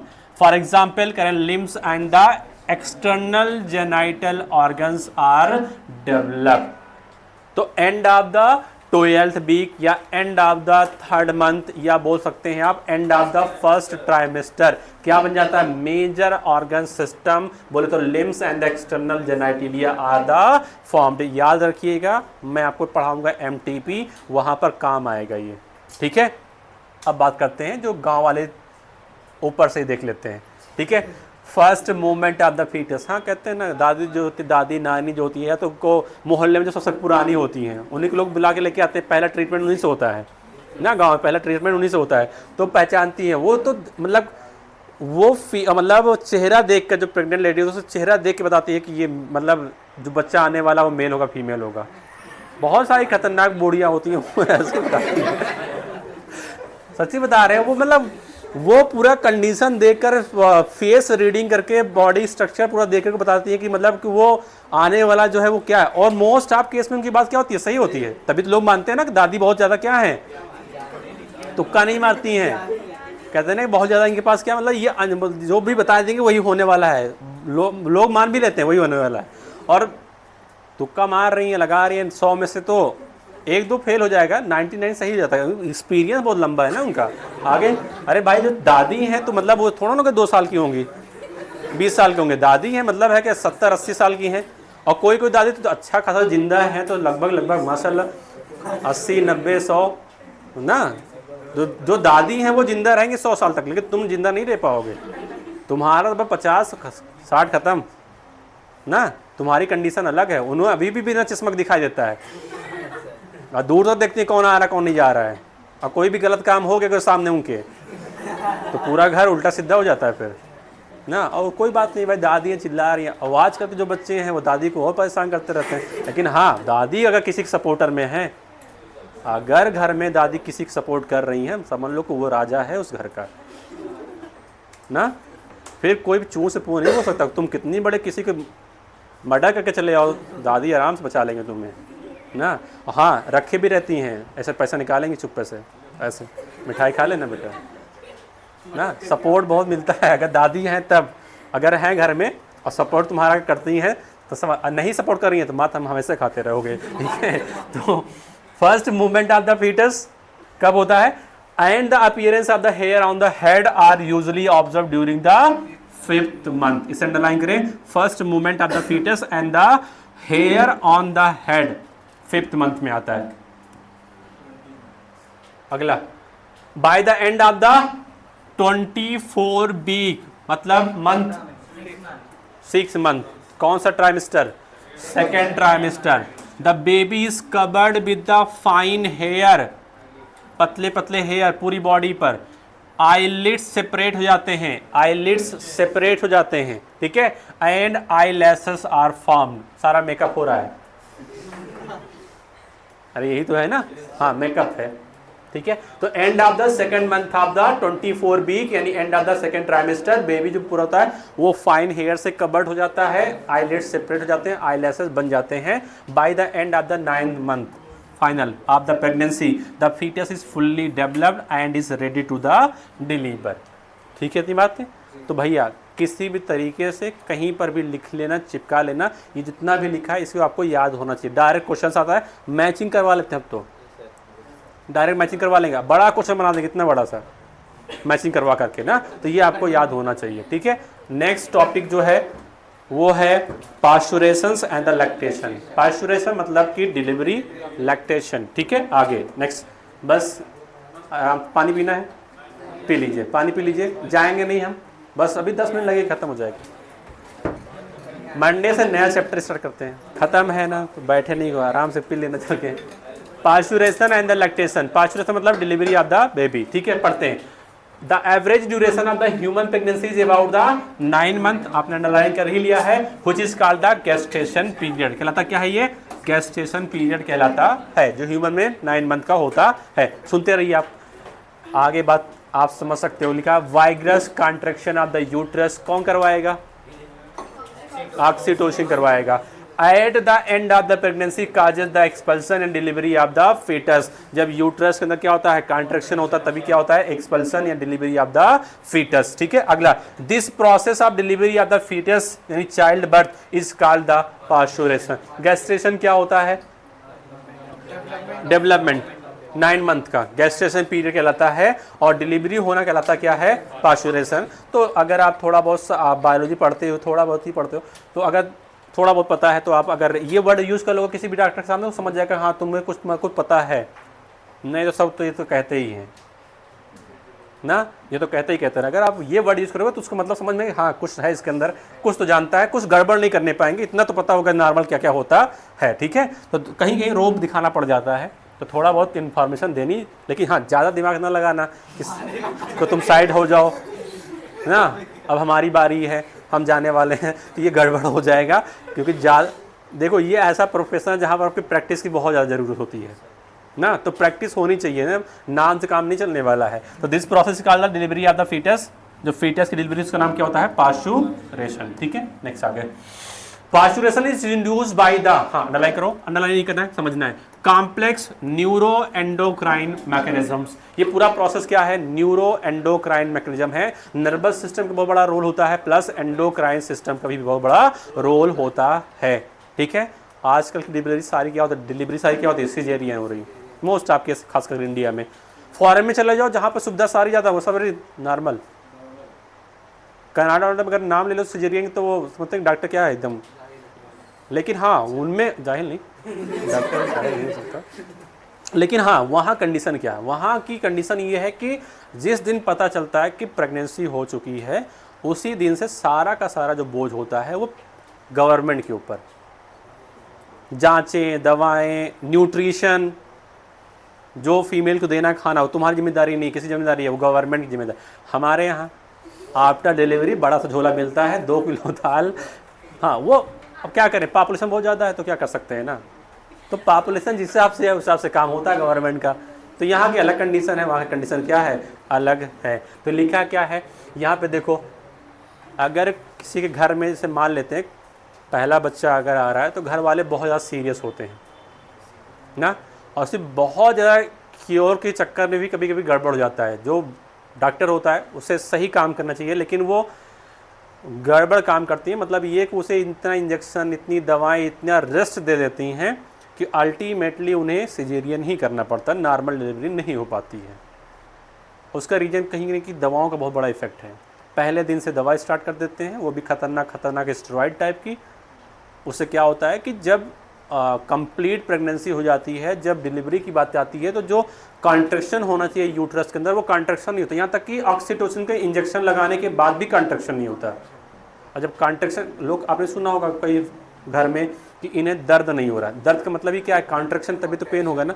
वो कॉन्ट्रैक्शन होता ही नहीं, पेन होता नहीं है, और टाइम पे टाइम बीतता चला। अब अगर एक दिन भी एक्स्ट्रा हो जाता है घर वाले परेशान हो जाते हैं, अरे एक्स्ट्रा हो जाए, पता नहीं क्या हो जाएगा, कुछ और हो सकता है। इसलिए वो क्या करते हैं, भैया क्या करें डॉक्टर साहब, ऑप्शन एक ही है, शाम को आइए, बेड पे लेटिए, 2 मिनट के अंदर सारा का सारा काम खत्म। उसके बाद फिर आप झेलिए। आप झेलने का मतलब ये, अगर सही से केयर है फीमेल की तो बढ़िया है, नहीं तो वो सिजेरियन भी हुआ है, काम भी कर रही हैं, बेबी को भी देख रही हैं, सब कुछ काम, वो एक्स्ट्रा वर्क आ जाता है, तो वो फिर उनकी लाइफ के लिए बहुत ज़्यादा दिक्कत आ जाती है। लेकिन हाँ, अगर सब कुछ सही है, थोड़ा केयर कर ली जाए, नॉर्मल हिसाब से थोड़ा बहुत काम भी करें, ऐसा भी नहीं काम एकदम छोड़ दो, बेड रेस्ट। डॉक्टर साहब से लिखता है बेड रेस्ट, और जिस दिन जो प्रेग्नेंट है अगर उसने देख लिया बेड रेस्ट है तो घर में वो तो फिर हिलते ही नहीं है, और सपोर्ट फिर उनके मायके से आता है ना, कि डॉक्टर साहब लिख दिए हैं कि बेड रेस्ट, अब वो हिलेंगे नहीं, यहाँ तक कि खाना खाने के लिए भी नहीं हिलेंगी। तो कंडीशन बहुत बुरी जाती है। काम करना चाहिए, मतलब वो काम जो आपसे हो सकता है, एक्टिविटी, ना कि हैवी सामान उठाओ। अरे पहले के लोग करते भी थे, आपने देखा होगा यूट्यूब पर एथलीट्स हैं, लगभग 7 मंथ की प्रेगनेंसी है, वो रनिंग कर रही हैं जिम में जाकर के। वो जैसे आपने देखा कभी वो जंपिंग होता है ना, बॉक्स के ऊपर लोग जंप करके बैठते हैं, वो कर रही हैं 9 मंथ, और सॉरी 9 मंथ नहीं, 7 मंथ 5 मंथ की प्रेगनेंसी होने के बाद में। यहाँ तो हो जाए तो घर वाले उठा ले जाएंगे, कहेंगे सर छोड़ो, ख़त्म बात, ठीक है। तो पास्चुरेशन क्या है कि न्यूरो एंडोक्राइन मैकेनिज्म होता है। अब सिग्नल की बात करते हैं। The signal for the parturition originate from, question देखो, सिग्नल कहाँ से ओरिजिनेट हो रहा है, फुल्ली डेवलप फीटस। जब फीटस डेवलप हो तो सिग्नल देता है, भैया टाइम हो चुका है, अब हम बाहर आना चाहते हैं ना, बहुत देर से फंसे हुए थे यहाँ पर। अब ये हो गया क्या, फुल्ली डेवलप फीटस ही क्या करता है, ओरिजिनेट करता क्या है, signal. And the placenta which induce the mild uterine contraction called the fetal ejection reflex। देखो कौन कौन ओरिजिनेट कर रहा है, पहला fully develop foetus and placenta, ये दोनों लोग पहले क्या करते हैं, ये थोड़ा सा माइल्ड कॉन्ट्रैक्शन करवाते हैं यूट्रस के अंदर। और ये जो माइल्ड कॉन्ट्रैक्शन होता है यूट्रस के अंदर, इसे कहते हैं क्या है हम, फीटल इजेक्शन रिफ्लेक्स। और ये जो प्रोसेस है, कैसी प्रोसेस है ये, न्यूरो एंडोक्राइन मैकेनिज्म। और यूट्रस में जैसे ही देखो, पूरी प्रेगनेंसी चाहता है ये है कि यूट्रस कॉन्ट्रैक्शन ना हो। अगर प्रेगनेंसी के दौरान यूट्रस में कॉन्ट्रैक्शन हो जाएगा तो एबॉर्शन के चांसेस बढ़ जाते हैं, ठीक है। तो पूरी प्रेगनेंसी तो ये है कि यूट्रस के अंदर कॉन्ट्रैक्शन ना हो, लेकिन जैसे फीटस डेवलप हो जाता है, अब यूट्रस में क्या होता है, कॉन्ट्रैक्शन। अब जैसे कॉन्ट्रैक्शन होगा तो ये कॉन्ट्रैक्शन सिग्नल किसके पास जाता है, सीएनएस के पास जाता है, ठीक है। और सीएनएस में आप समझ सकते हो कहाँ पर जाएगा वो, फाइनली देखा जाए तो ऑक्सीटोसिन को रिलीज करने के लिए कहाँ जाएगा, पोस्टीरियर पिट्यूटरी। अब पोस्टीरियर पिट्यूटरी से क्या रिलीज होगा, ऑक्सीटोसिन। और ऑक्सीटोसिन आपको पता है कहाँ काम करता है, स्मूथ मसल पर, और आपने पढ़ा था वहीं पर फंक्शन कि यूट्रस पे काम करता है, क्योंकि यूट्रस के अंदर जो लेयर है, कौन सी लेयर, बीच वाली लेयर, मायोमेट्रियम, किसके बनी है वो, स्मूथ मसल की, उस पर आके काम करेगा ऑक्सीटोसिन, तो कॉन्ट्रैक्शन और बढ़ेगा ना। जब कॉन्ट्रैक्शन और बढ़ेगा तो और पेन होगा, जो और पेन होगा तो सिग्नल फिर से कहाँ जाएगा, पोस्टीरियर पिट्यूटरी के पास, ताकि ऑक्सीटोसिन और आए, और जो और आ गया ऑक्सीटोसिन तो और क्या होगा, कॉन्ट्रैक्शन होगा। तो फर्दर कॉन्ट्रैक्शन क्या होता रहता है, बढ़ता रहता है, उसे कहते हैं पेन बढ़ता हुआ चला जा रहा है। वो केवल एक हार्मोनल चेंजेस होने की वजह से होता है, ताकि बेबी आराम से डिलीवर हो सके। और इस प्रोसेस का नाम क्या होता है, फीटल एजेक्शन रिफ्लेक्स कहते हैं। क्वेश्चन आता है कि फीटल एजेक्शन रिफ्लेक्स इनिशिएट कौन करवाता है, fully develop foetus and the placenta both. Clear है। आगे, दिस ट्रिगर जो सिग्नल आया था, release of the oxytocin from the maternal pituitary. हाँ सही बात है, मदर की पिट्यूटरी से आएगा, और पिट्यूटरी में कौन सी पिट्यूटरी, पोस्टीरियर पिट्यूटरी। बना कहाँ पे था, हाइपोथैलेमस के अंदर, ठीक है। नेक्स्ट आगे, oxytocin act on the uterine muscle. आपको पता है यूट्रस के मायोमेट्रियम में स्मूथ मसल होती है, वहां पर काम करेगा, and causes the strong uterine contraction which in turn stimulate further secretion of the oxytocin. यानी पॉजिटिव फीडबैक चल रहा है ना, ऑक्सीटोसिन काम किया और कॉन्ट्रैक्शन हुआ, फिर सिग्नल गया, ऑक्सीटोसिन और रिलीज हुआ और कॉन्ट्रैक्शन आया। This stimulatory reflex between the uterine contraction and the oxytocin secretion continue resulting in the stronger and stronger contraction. Contraction बढ़ता रहता है, पेन बढ़ता रहता है, इसे लेबर पेन भी कहते हैं, ठीक है। This lead to the expulsion of the baby out of the uterus through the birth canal. अब मैं यहाँ पे रुकूंगा, पूछूंगा, बताओ बर्थ कैनाल किसके किससे मिलने से बनता है, cervical canals and the vagina, ठीक है। आगे, इस प्रोसेस का नाम क्या होता है, parturitions. Soon after the infant is deliver the placenta is also expelled out of the uterus. तो पहले पास्चुरेशंस, बेबी की डिलीवरी होता है, उसके बाद फिर प्लेसेंटा पास आउट हो जाता है। What do you think the doctors inject induce delivery. अब आपसे क्वेश्चन पूछ रहे हैं कि जब कॉन्ट्रैक्शन नहीं होता है तो वो क्या लगाते हैं इंजेक्शन के फॉर्म में, वो ऑक्सीटोसिन का ही इंजेक्शन लगाते हैं, ताकि पेन स्टार्ट हो, ताकि यूट्रस में कॉन्ट्रैक्शन स्टार्ट हो सके। और इंजेक्शन लगाने के बाद भी अगर नहीं इनिशिएट हो रहा है तब एक ही रास्ता होता है, वो फाइनल रास्ता होता है, आप उसके बारे में जानते हो, ठीक है। पास्चुरेशंस कंप्लीट हो चुका है। अब नेक्स्ट पर आपने पढ़ा था कि फीमेल रिप्रोडक्टिव सिस्टम के अंदर बहुत सारे ऑर्गन थे, उसके साथ में मेमोरी ग्लैंड भी था, और आपने कहा था मेमोरी ग्लैंड को मिलाकर कहते हैं कि ये बर्थ के बाद में जो केयर है उसके काम आने वाला, ठीक है। This lead to the expansion of the baby. अरे दोबारा रिपीट हो गया है, ये है ऑक्सीटोसिन का इंजेक्शन, थैंक यू, दोबारा रिपीट हो चुका है।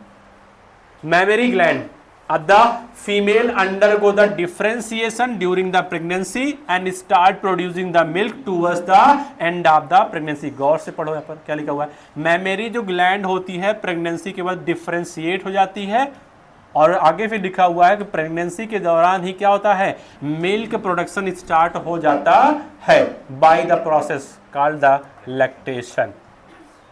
Mammary gland of the females undergo differentiation during the pregnancy and start the producing milk towards the end of the pregnancy by the process called the lactation। तो milk produce करना कहलाता क्या है, lactation कहलाता है। This help the mother in the feeding new born, ठीक है। चलिए मिल्क की बात कर लेते हैं। यहां पर भी बहुत सारा क्या है, अलग अलग सोच है अपनी अपनी। The milk produce during the initial few day of the lactation is called the colostrum which contain the several antibiotics. कोई बताएगा,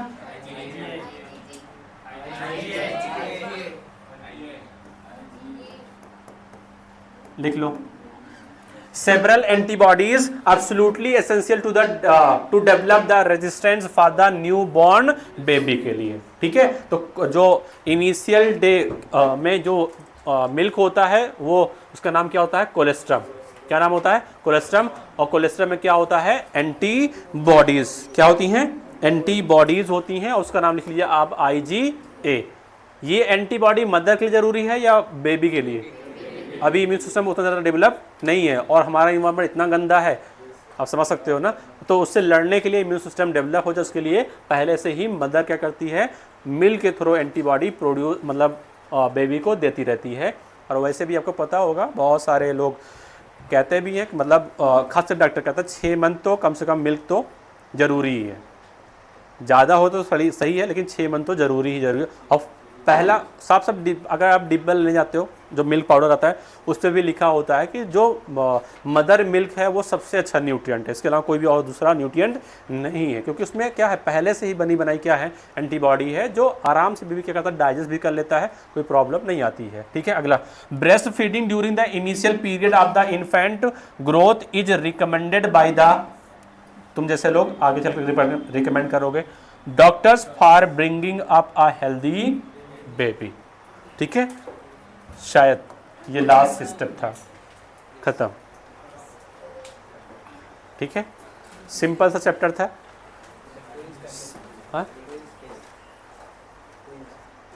ट्विंस वो अलग अलग कंडीशन आती है, वो कभी कभी क्या होता है, नॉर्मल कंडीशन है, एक ओवा एक स्पर्म को फर्टिलाइज करता है ना, लेकिन फिर वो अलग अलग 2 टाइप के बेबी बनते हैं ट्विंस वाले।